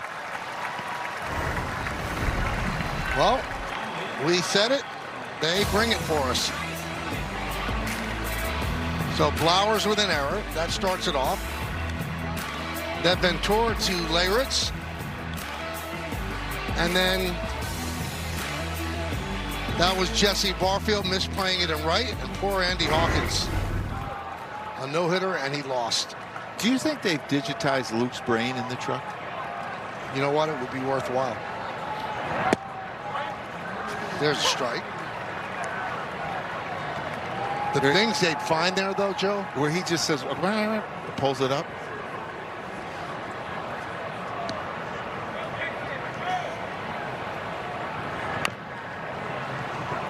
Oh, and 2. So the Yankees threatening here in the 8th inning. First and second, one man out. I saw Jesse Barfield Tuesday night after the game, and he had a White Sox shirt on, and he apologized. His son is the assistant GM. Yeah. I said, no apology needed. Chased the pitch up in the zone and strikes out.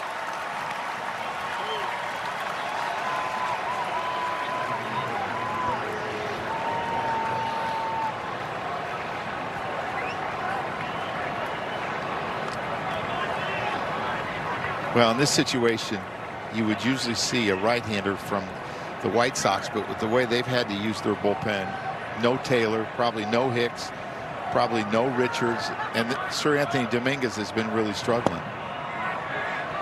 Did he go? Yes, he did, said Alan Porter.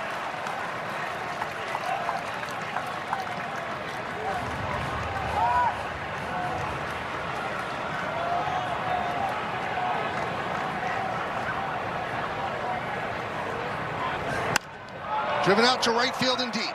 Montgomery back. He's there in front of the track. He makes the play for the final out. So Goldschmidt gave it a ride, but not enough. The Yankees strand 2. Yankees Baseball on Yes is brought to you in part by Mohegan Sun. Beyond your wildest.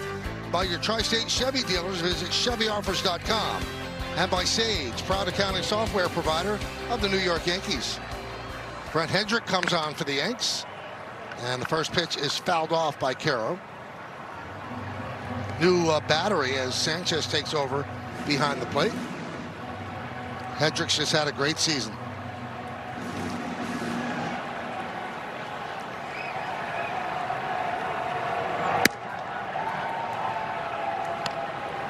One and one.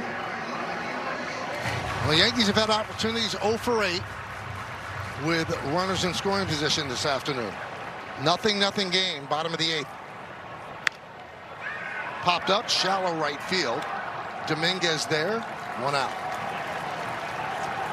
Let's take a look at the bullpen budget brought to you by Citizens. Make sense of your money with Citizens. So they've been used a lot.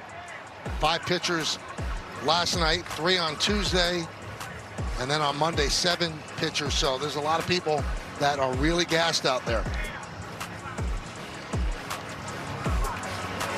This is when you need a day off, and they don't have one coming for a while, so they're going to have to find a way to reset. Next Thursday, their next day off. And that's why my rules should come into effect tomorrow. Well, there is rain in the forecast over the weekend, so there's... Yeah, they possibly. Right. But then you have to play a doubleheader, which also kills the bullpen, but you do get an extra player. But everybody gets a day off, so you're able to reset some people. I used to like those 2 7-inning doubleheaders. It didn't fry your pen. Right. You know who loved them? O'Neill. Had nothing to do with the bullpen. Time spent? Yep, time spent. Michael, I don't know why they don't do this all the time. 2-1. I mean, do you think there'll ever be a time in your life you don't tell stories about it? Probably not. No. It's just, he's just giving me such a gift.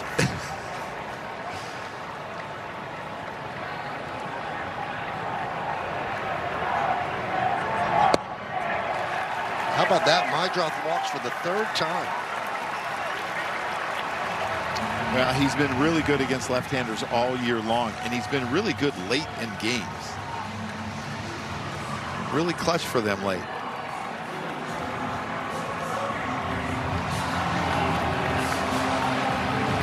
Here is Murakami.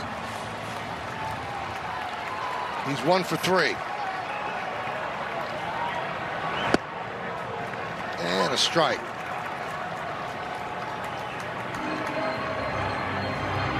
If you're going to build a bullpen in today's baseball, you've got to have surprises. And I think Hedrick would be looked at as a surprise, and Chavihi has certainly ascended to a role that nobody could have expected. Now, the Yankees did trade for him. They liked what they saw, but I don't think they thought he would be high leverage at this point, and he is. No, he has come so far since spring training. And the other thing is, if you're going to have a lot of money invested in your starters, you have to have some surprise in the bullpen that don't make a ton of money to make things work. And they're getting that right now. Hedrick the whole year, Chavihi, even Blackburn has been just fantastic. Foul back.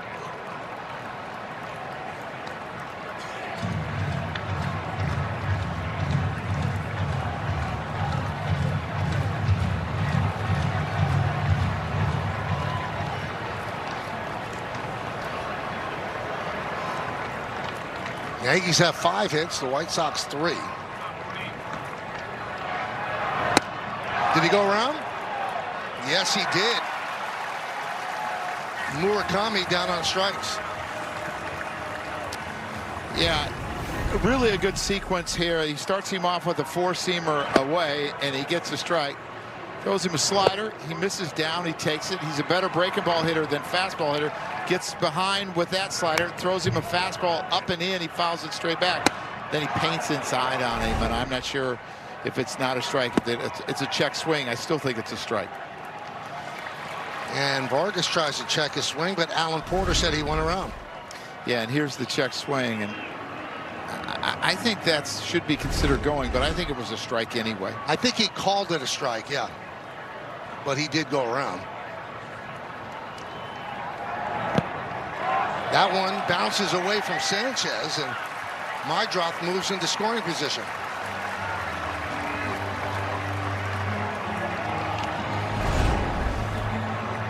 Yeah, this ball is just out in front of him, the late bite.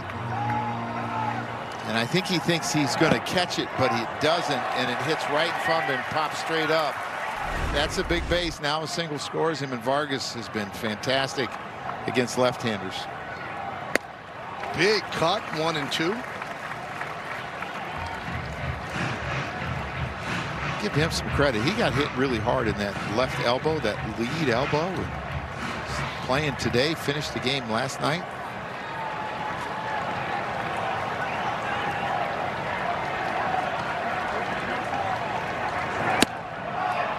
Just missed the outside corner, and it's going to be challenged by Sanchez. The catcher is challenging. ABS challenge powered by T-Mobile. That missed by a lot. The call is confirmed. New York has exhausted its allotment of challenges for the regulation. Well, both teams have exhausted their challenges, Joe. Yeah, and I understand why he challenged that pitch, because it's such a big pitch in the game. You hate to be out of challenges going in the 9th inning, but if you go to 10th, you get one anyway. Swing and a miss. He got him. Another good inning for Brent Hedrick. No runs, no hits, no errors. 1 man left. Nothing. We take it to the 9th. Live minor league baseball on Yes as the AA Somerset Patriots take on the Richmond Flying Squirrels. Catch some of the top Yankee prospects tonight at 6:30 on Yes and the Gotham Sports app. Brian Hudson comes on, and the pinch hitter is Max Schumann, and he hits one deep to left field, but Grichuk is there to make the play. 1 pitch, 1 out. That's just dumb hitting right there, Michael. Left fielder been standing there a long time. Just pull it down the line. You got a for sure double.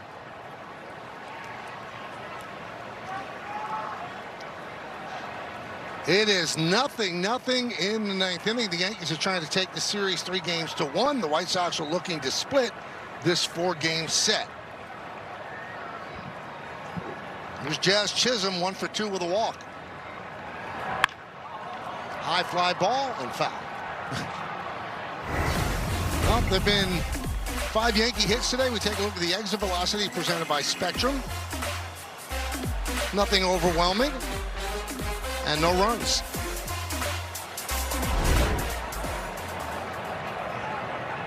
It's not how hard you hit it, Michael. It's where you hit it.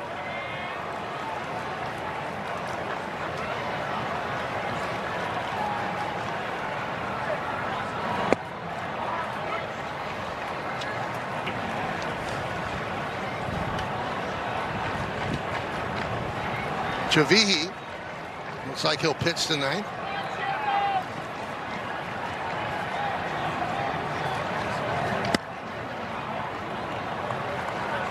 Two and one.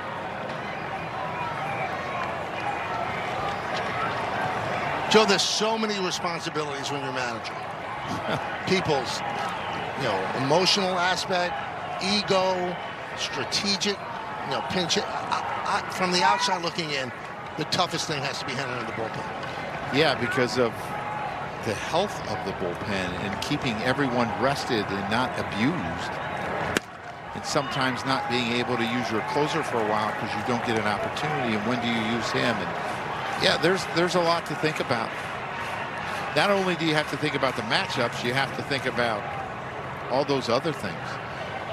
Can you run on this guy? They got a base stealer in. I don't want him in. Chop toward third base. Montgomery fires.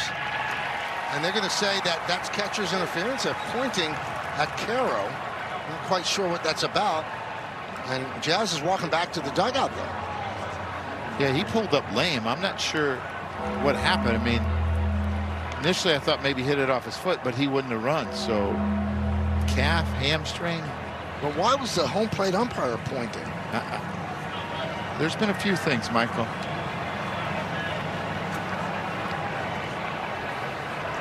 Well, in the 9th inning of a scoreless game, there better be something with his legs. Because if he's not going to run hard to first base. Yeah, he definitely pulled. Something grabbed. Volpe chases upstairs. 0-2.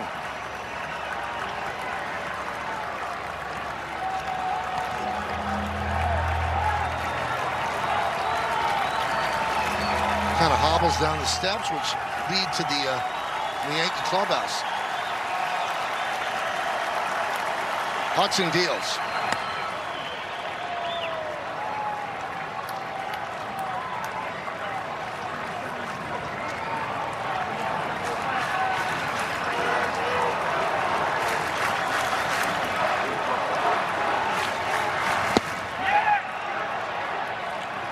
Checks a swing, you didn't go.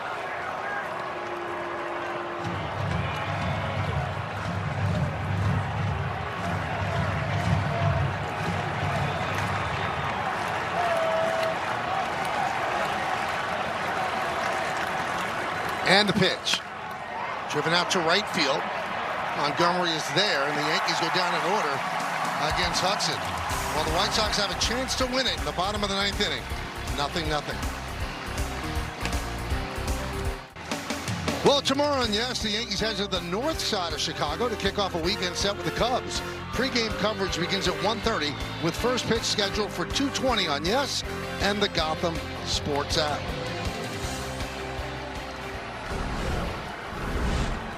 So Max Schumann is going to be in left field, and we go down to Meredith Moragovitz. Well, Michael, you both noted that it looked like he pulled up a little bit running to first base at the top of the inning. Well, before he ran out to take the field for defense here in the bottom of the 9th, he stopped on the first step. He put his right leg out and appeared to stretch his hamstring, kind of put his hand behind it. Did that for a couple of seconds before eventually going out to take second base. Something to keep an eye on, and certainly something to check in on in the postgame, Michael. So he does remain out there. We told you Chavihi is on, and Antonacci is going to pinch hit for Grichuk. Yeah, been outstanding versus right-handers last 36 games. He's hit 7 homers. The first 51, 1. Grounded foul. That's what he did last night. Yeah, this 2-run homer in the 8th, and it's not a terrible pitch by Blackburn. He had to lean to keep it fair, and that made it 4-3, and then the homer by Murakami followed to make it 4-4.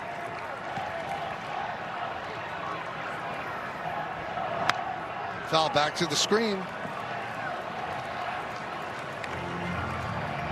So Aaron Boone has to be thinking, I got the 7 innings I need, but if we're going to win this game, we have to play extra innings. Yes. And I'm not exactly sure where they go.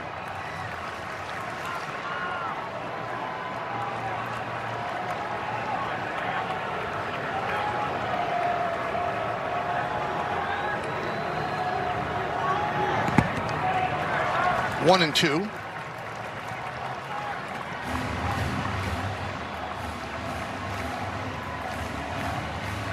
Murphy warming. There are times, Joe, with all the injuries, it is so hard for the Yankees to score runs. Yes. Yes.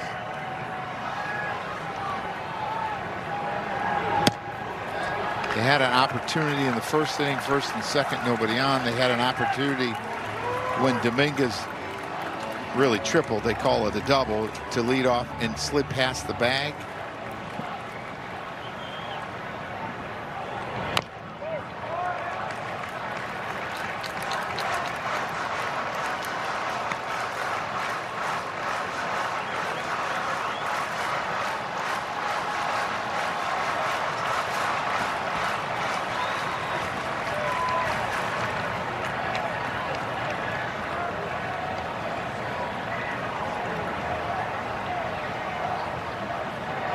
Swing and a miss. Got him. Beautiful changeup. The Yankees have done a really good job on Antonacci, who's now 1 for 10 in this series.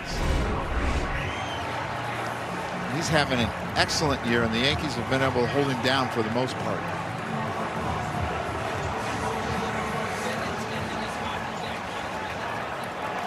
So here's Montgomery. Benintendi comes out on deck to pinch hit for Pereira.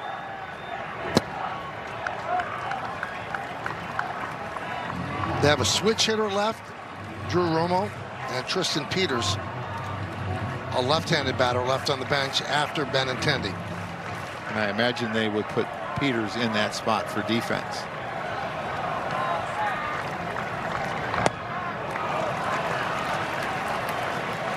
Good slider tying him up. Some evil intentions in that swing.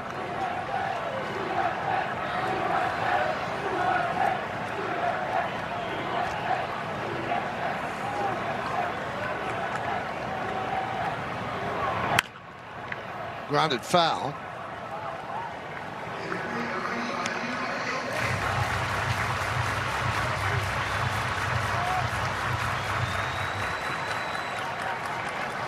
Crowd of just under 30,000 here at Wright Field on a beautiful Thursday afternoon.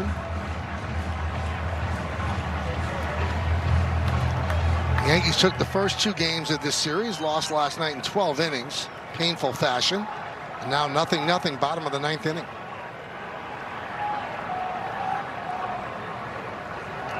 Swing and a miss. Down goes Montgomery, 2 away. Give him a lot of credit there, because Montgomery has had all kind of trouble with sliders down below the zone, but that's not his best off speed, and he went with that instead of the changeup. They pulled Benintendi back off the on-deck circle, and now they send up Peters to pinch hit for Pereira. I guess Benintendi, if there's a runner on base. Yeah, I think if there was an RBI opportunity, they would have went to Benintendi. Put the more experienced guy in there. 1-0 on Peters.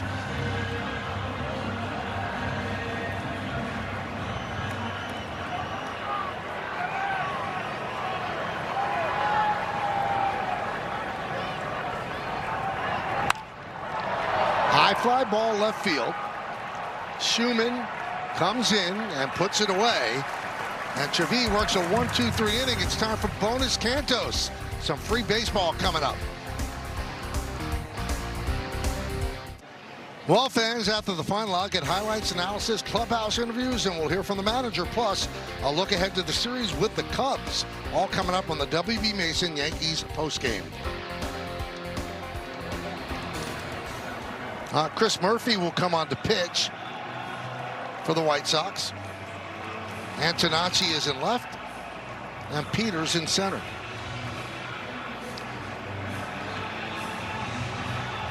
See the job he's done. He's been much better as of late as he has decreased his walk rate and thrown more strikes. He's got a fastball to get up 98, 99 as well through Monday and Wednesday, so this is his third game.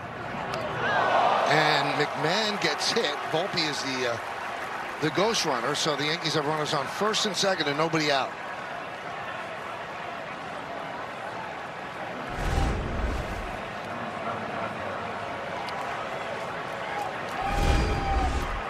I think that would have been probably like a strike somewhere back here by the screen. All right, so this is clear-cut bunt time, right? Have to. White Sox expecting it. Squares the bunt, and Sanchez bunts to third. And they're going to go to second. They get the force on the first. Double play. Oh, an outstanding play by the White Sox. And Sanchez just bunted the ball too hard. Yeah, I don't know if he thinks he's safe. Yeah, he bunts it too hard. Montgomery does really. This is really heads up because they usually go to first, but because he's a shortstop, he's used to making that sidearm throw, like he's turning a double play and just makes a standard throw to second. Sanchez thinks he's safe. I think they're challenging both, according to Alan Porter. They're challenging the out at second and the out at first. So right now, it's a double play. I don't know. What do you think? I think the out's fine at second. Yeah, that's out. Wow, this is close. I think he's going to be safe, Michael. You? Yeah. Don't be wishy-washy on me. Yes, I believe he'll be safe. I'm even going to write it down in the book. I'm not. Well, you have white out. You can. Yeah, but I've used it so much lately, it's getting hard to put the cap on. Got to get a toothpick and. After review, the call on the field at second base is confirmed. The runner is out.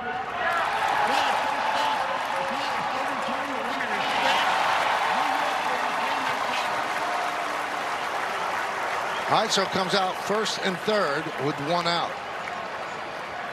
So he survived bunting the ball too hard.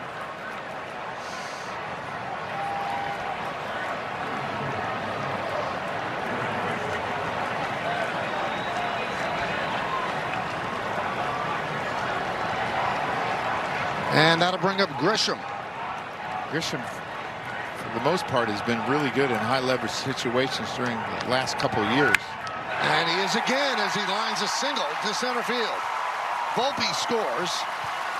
Sanchez will stop at second. That's a big base hit for Trent Grisham. Finally a run on the board. Yankees lead 1-0 here in the 10th. Yeah, now they have to add on here a little bit as the White Sox have been pretty good in come from behind wins, walk-off wins. Really a good at bat by Trent Grisham. Aggressive. Right, he started McMahon off with a breaking ball. It hit him in the back, so he looked fastball and hit a bullet. And because he hit it so hard, Sanchez was not able to get to third base, but you will take it, and now you got your most productive hitter up. So before that single by Grisham, they were 0 for 9 with runners in scoring position today. So here's Rice. 2 walks, 0 for 2. Pitch outside from Murphy. And I got to believe Murphy understands this is their most productive hitter. He has had problems with command at times. It could be an interesting at bat. And a strike.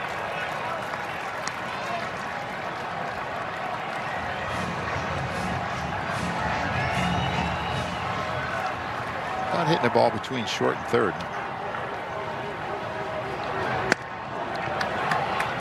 Yankees don't have anybody up, so it will be Chavihi try to close it out in the bottom of the 10th. Yankees lead 1-0. High fly ball left field. Antonacci back. Makes the play. Runner's tag, just drawing the throw.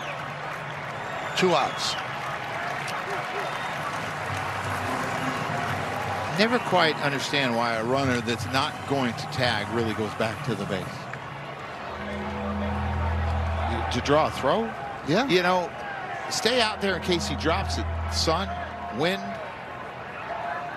I mean, it's one thing if you can fly, but if you can't fly, take the safer route of you getting the third, and that's him dropping the ball. So you go halfway? Yes. Not quite. Yes. Dominguez lost one to center field. Peters is there. That'll do it. But the Yankees get a run on 1 hit, and they will leave 2. Can they hold on? Chavy will try to get the final 3 outs. 1-0 Yanks. Trent Grisham seems to come through in big situations. Yankees didn't have a big hit in the entire game. Then he gets that hit in the top of the 10th and scores a run. And, you know, the numbers back it up. An .800 slugging percentage in high leverage since 2025. Joe, that's the best in the majors. That's incredible. 800?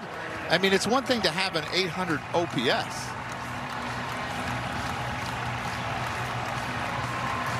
All right, so Peters is going to start it off at second base as the Manfred man.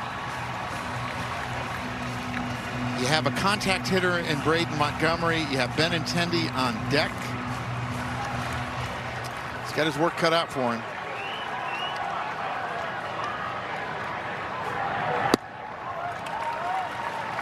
That's why when you're on the road in extra innings, you want to get a crooked number in the top of the inning, because one, it's just hard to protect when you start with a runner at second.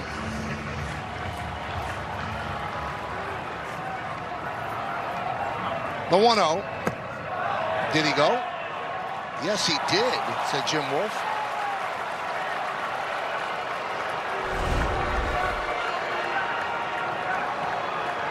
Boy, that's tight.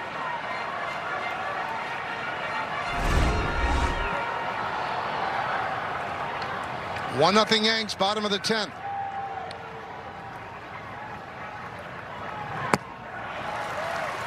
Slider has been really good today. It's had really good depth. It's almost going straight down. The other day when he threw it wasn't so good. It was kind of backing up, but so far today, really, really good. And that gives him 2 huge swing and miss pitches.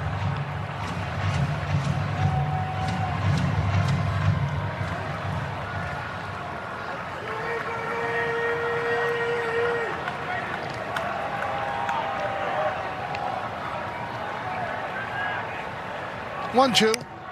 Foul back.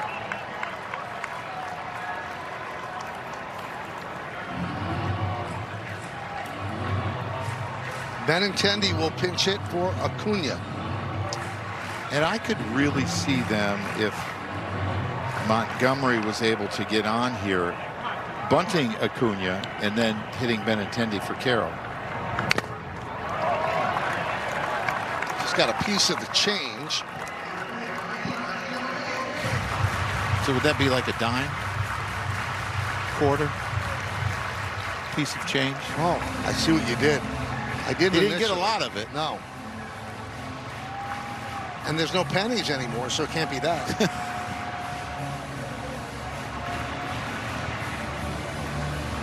Fernando Cruz.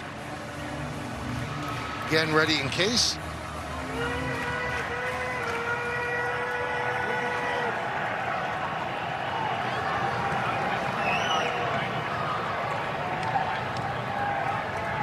The 1-2, and that gets past Sanchez, and it allows Peters to get to third. Well, they were in this situation yesterday with Tim Hill, runner on third, nobody out, and they looked like they were going to get through it, or they did get through it. They did get through it.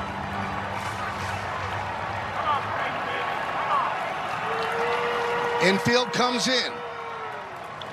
Swing and a miss. So he got the strikeout that he needed, one away.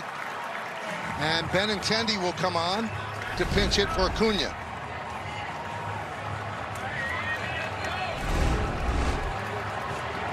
Yeah, a really, really good slider there. I mean, that has been his pitch today.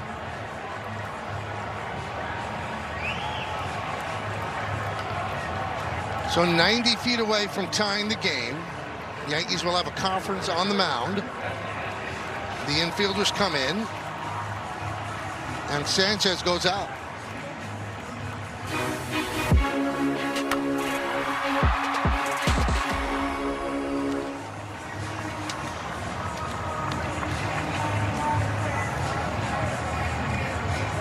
So with Benintendi being called on, the switch-hitting backup catcher Drew Romo is the only player left, and if there's an 11th inning, he goes behind the plate. Infield still in.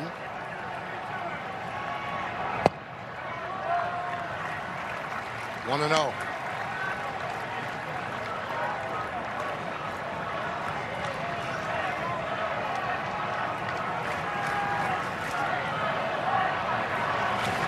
And the pitch. Deep to right and foul.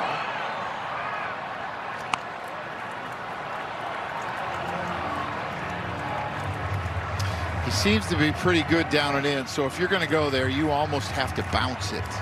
He has to chase it.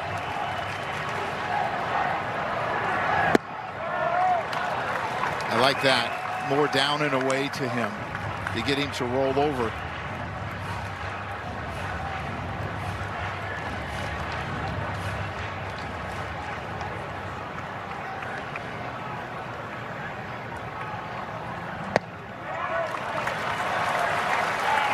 Do you get concerned, Joe, bouncing it with a runner on third?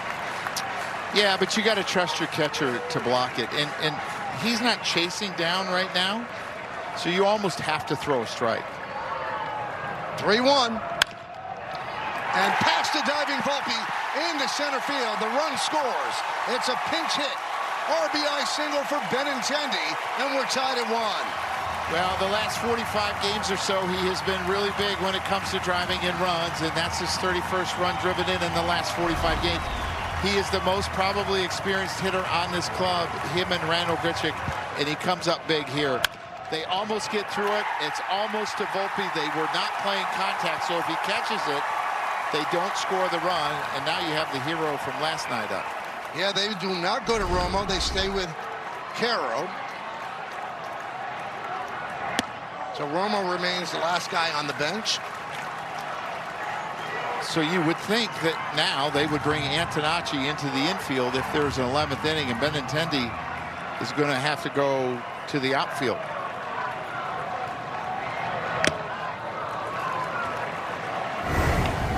Caro had the walk-off base hit last night. Yeah, just a little blooper in front of Trent Grisham. Enough to win that game last night. Line drive, it's a base hit to right field. Benintendi will stop at second with the winning run. The throw comes into Volpe, and it's first and second, one man out.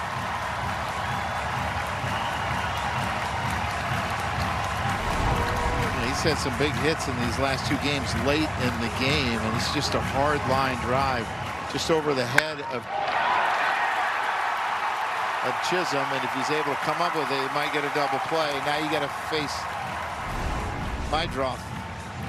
And it's not going to be Chavihi.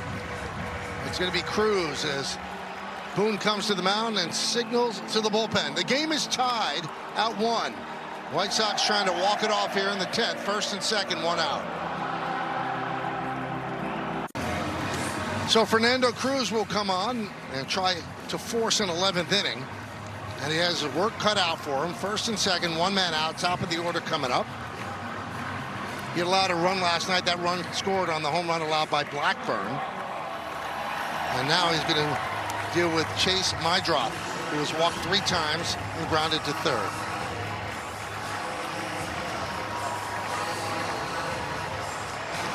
And this is kind of strength on strength here, Michael. If you look at some of these numbers, he is 7 for 19 on splits in the last 2 years. And there's one for a strike.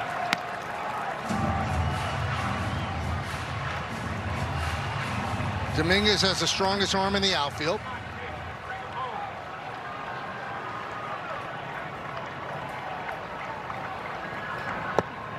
Did he go?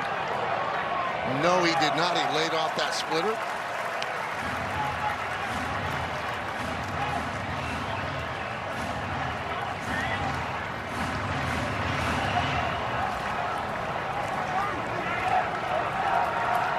Benintendi at second. That's the winning run. And that one is grounded to Jazz. There's one. On to first. It's a double play. Cruz does the job. He gets the ground ball he needed. And we will go to the 11th inning, and he is pumped up.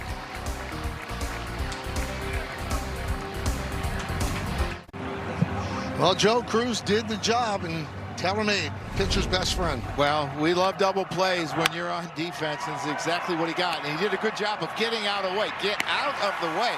I know you pitchers think you can catch all the pop-ups. The ground balls stay out of the way and let them turn a double play. I'm going to ask you a question. Might sound crazy. When you're managing a game, something like this, your bullpen is exhausted. Do you say to yourself, I'd rather lose right now than take a chance winning with 4 more innings, and it impacts the next couple of games? No, because you can make a move if you have to. Okay. You got to find a way to win this game.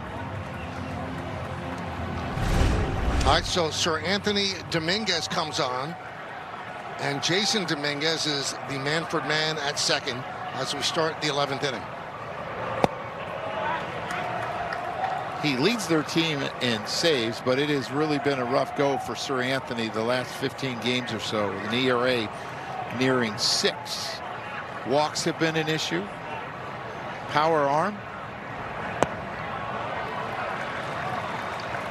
2-0 on Goldschmidt, who's 0 for 4 today.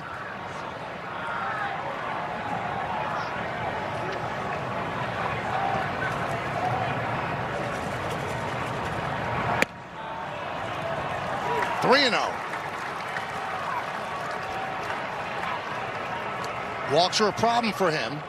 22 and 36 in the 3rd innings.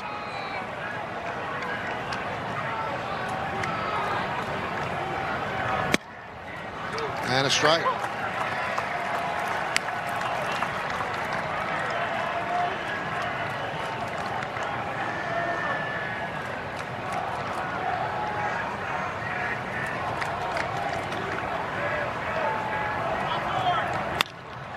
High fly ball right field.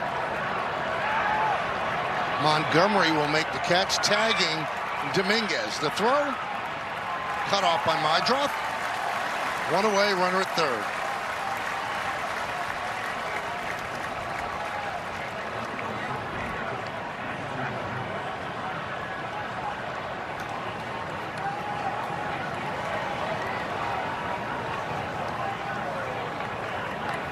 I don't know if I've ever done a series where I've seen the infield in so much. It is in right now for Schumann.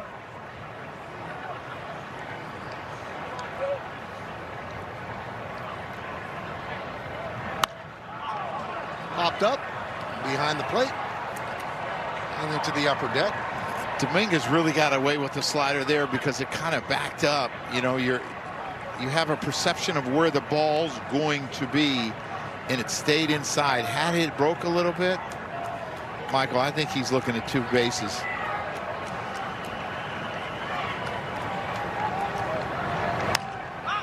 Popped up. See if it stays in play. It does not. Hits the roof of the Yankee dugout.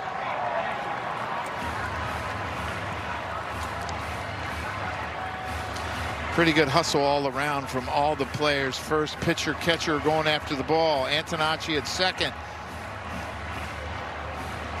Mydroth at short. They go to cover home.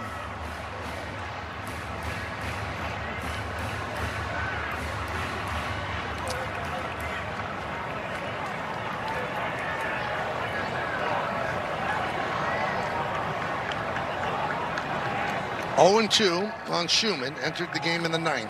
Pinch hitting for Jones.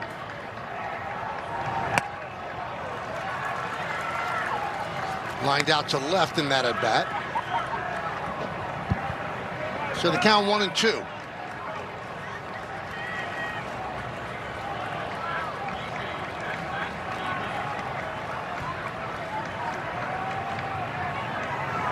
Swing and a miss. He got him on a breaking ball. 2 down.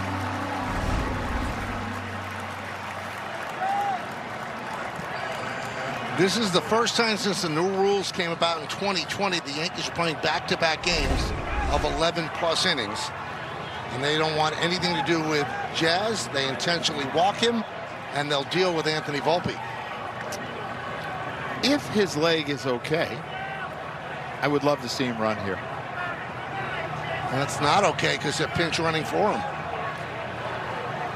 Caballero will pinch run for Jazz Chisholm.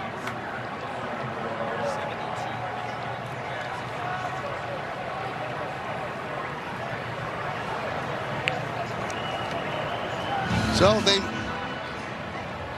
issued a challenge to Volpe. Rather face you than Jazz Chisholm. Well, let's see how Volpe answers. Well, to me, if you look how he has faced the right-handers, it's been fastballs away and sliders that he's trying to throw away. So you have to look out over the plate.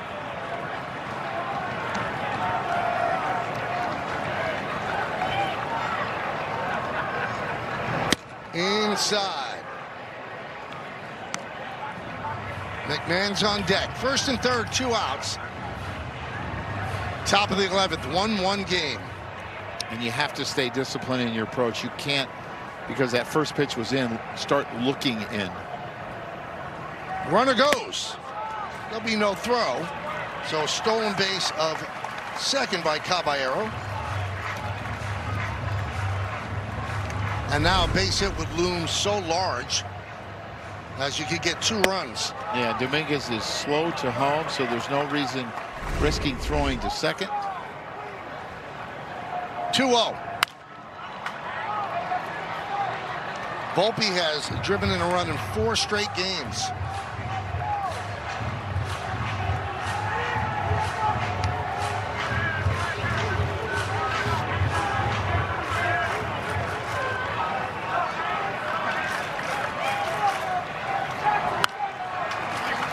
Now 2-2.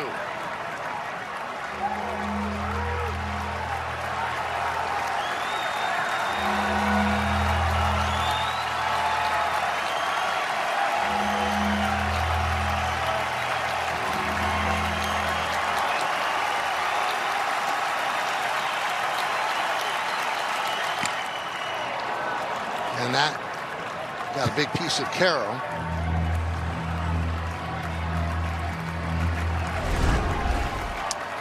Looks like it hits off this glove, and that hits off like your index finger, or excuse me, your middle finger and your ring finger at the end. The tips hurts like crazy. The 2-2. Ground ball, third base. Montgomery across the diamond, and the Yankees do not score against Dominguez. It's 1-1. We are taking it to the bottom of the 11th inning. All right, so Cruz came on in the 10th to get the inning-ending double play. And now he stays out for the 11th. The runner at second base will be Mydroth. And it'll be Murakami, Vargas, and Antonacci. Caballero takes over at second base. He pinch ran for Jazz Chisholm.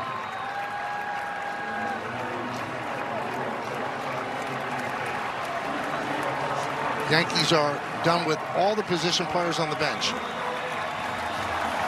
White Sox have Drew Romo, the switch hitting catcher, left. We've seen a lot of players used in the last 2 days. Yeah.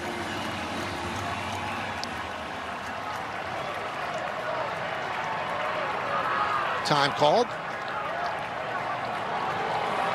And they're going to intentionally walk him. That's why. Crowd doesn't like it, but it sets up the double play. And you work around a dangerous hitter.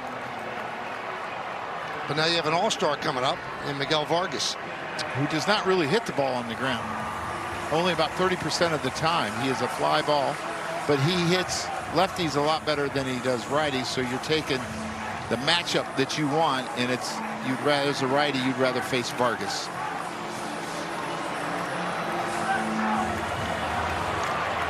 And I wouldn't put it past him to drop down a bunt here.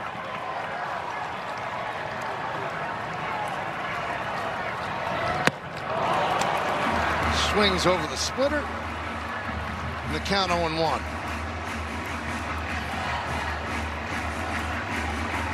The Yankees do not fare well in extra innings on the road since this rule came into place in the COVID year. 0-2.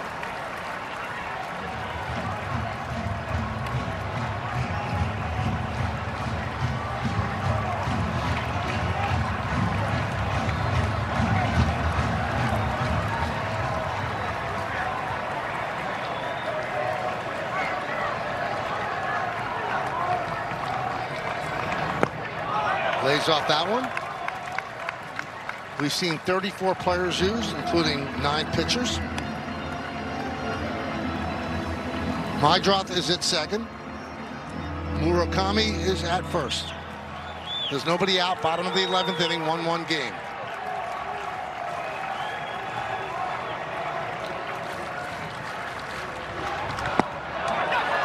Check swing. Did he go? No, he did not, said Alan Porter. Now, because we are in extra innings, each team again has an ABS challenge. They exhausted their challenges during the 9 innings. White Sox were out in the 3rd inning. 2-2. Swing and a miss. He got him on a splitter. Vargas down swinging, 1 away. Well, there's that pitch again, Michael, and that's all he threw him basically in that at bat, and got him to chase, and chase. They face a tough guy in Antonacci, who's somewhat difficult to double up because he runs so well. So Antonacci pinch hit in the 9th inning for Grichuk and struck out. He's 1 for 10 in this series, but that home run yesterday was a big home run, a 2 RBI homer in the 8th inning.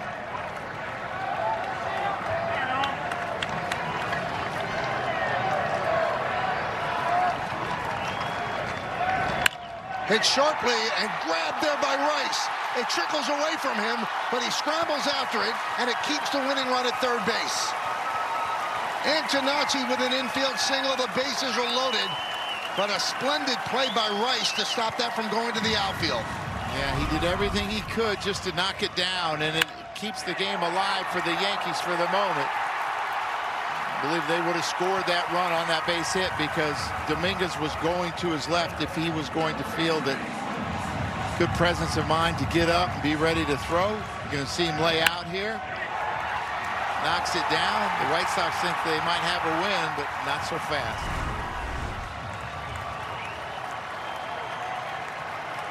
So that'll bring up Colson Montgomery. Yankees in at the corners. They're halfway up the middle.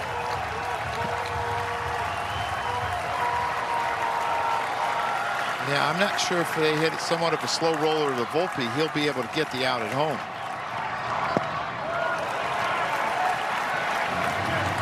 It seems like Volpe is almost hedging his bet, Joe, because Caballero is halfway. Volpe's a little bit more than halfway.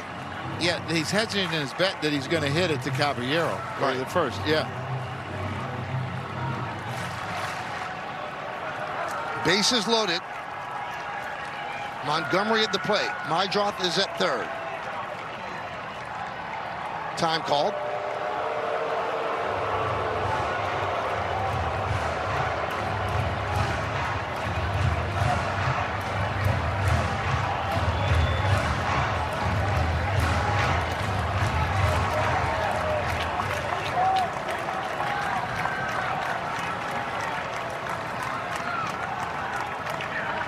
The 1-0.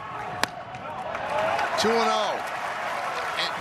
as I look at Mydroth's lead at third base, I don't think he's getting enough. Ryan McMahon is way off the line, and I'm sure he's concerned about the pick, but I got to believe the Yankees aren't going to try that again. I think he could get a little bit more to get out there.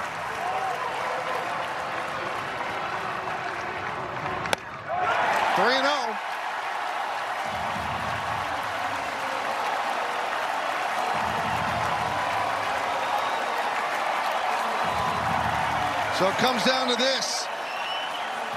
Bases loaded, 1-1 game. Bottom of the 11th inning. A 3-0 count. And a strike.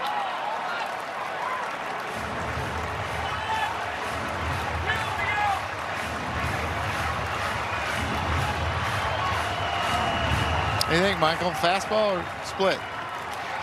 I think he's throwing a split. Well, split could be ball 4. It's his best pitch. 3-1. He threw a slider. Wow. Go figure this game out. It seems to be somewhat of a strike pitch for him, though, to get back into counts. And I'm sure that's the last thing that Montgomery was thinking.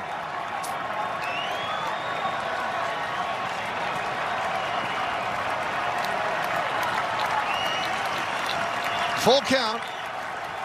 Bases full.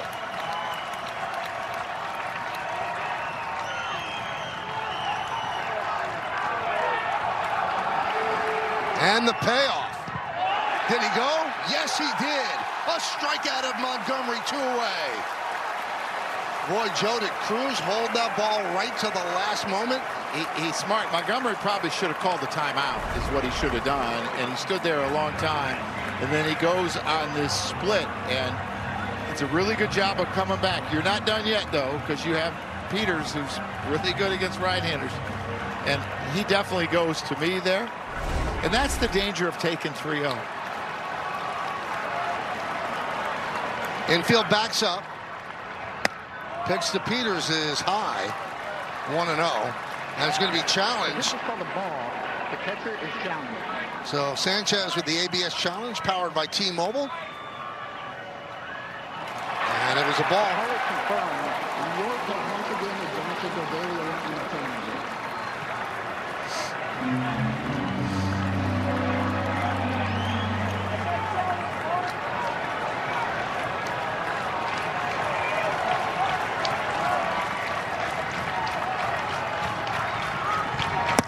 2-0. Mydroth at third. Murakami at second. Antonacci is at first. Bottom of the 11th inning. 2 outs, 1-1 game.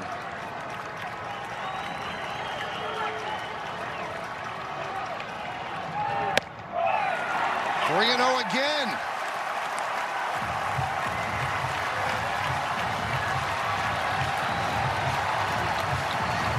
Most in the crowd standing. Will Peters be taking? Ball 4, a walk-off walk. And once again, the White Sox beat the Yankees in extra innings, and these two teams split the 4-game set at Wright Field. Yeah, really a tough game to swallow. You get a really good pitching performance. And this team, it's their 9th walk-off win of the year. First in the AL, second in Major League Baseball, only to the Cubs. Frustrating day for the Yankees with runners in scoring position. The last Yankee loss on a walk-off walk, 2022, Aroldis Chapman at Baltimore. He's the one who issued the walk. 2 tough extra inning losses for the Yankees. They split the 4-game set. We will come back with awards in the postgame after that. Yankees lose 2-1 in 11. Game-changing drive of the game brought to you by Audi and the all-new Audi Q3. Well, Trent Grisham came up in the top of the 10, 1 out, first and third, and drove this run in to give the Yankees a 1-0 lead. Now we take a look at the Chevy player of the game. Well, Tristan Peters had been 0 for 11 with 5 Ks, but he gets the game-winning walk. to win 2-1 for the Chicago White Sox, their 9th walk-off win this year. Yankees losing 12 innings yesterday, 11 innings today, 2-1. Dominguez the win. Cruz takes the loss. Grisham had 2 hits. Tristan Peters with the walk-off walk in the 11th. Coming up on the Yes Network, stay tuned for the WB Mason postgame show with Justin Shackle and Jack Curry. Special thanks to producer Troy Benjamin, director Dan Barr, Mike Webb, and the executive producer of the Yes Network is Mr. Jared Ames Bosnack. Join us again tomorrow when the Yankees head to the north side of Chicago to take on the Cubs. Coverage begins at 1:30 p.m. on Yes, with first pitch coming shortly after 2. Once again, the final score in 11 innings, the White Sox 2 and the Yankees 1. For Joe Girardi and Meredith Barakovitz, I'm Michael Kay saying see ya from Rate Field in Chicago, Illinois. Now let's go to Justin Shackle and Jack Curry standing by in our Yes Network studios with the postgame show.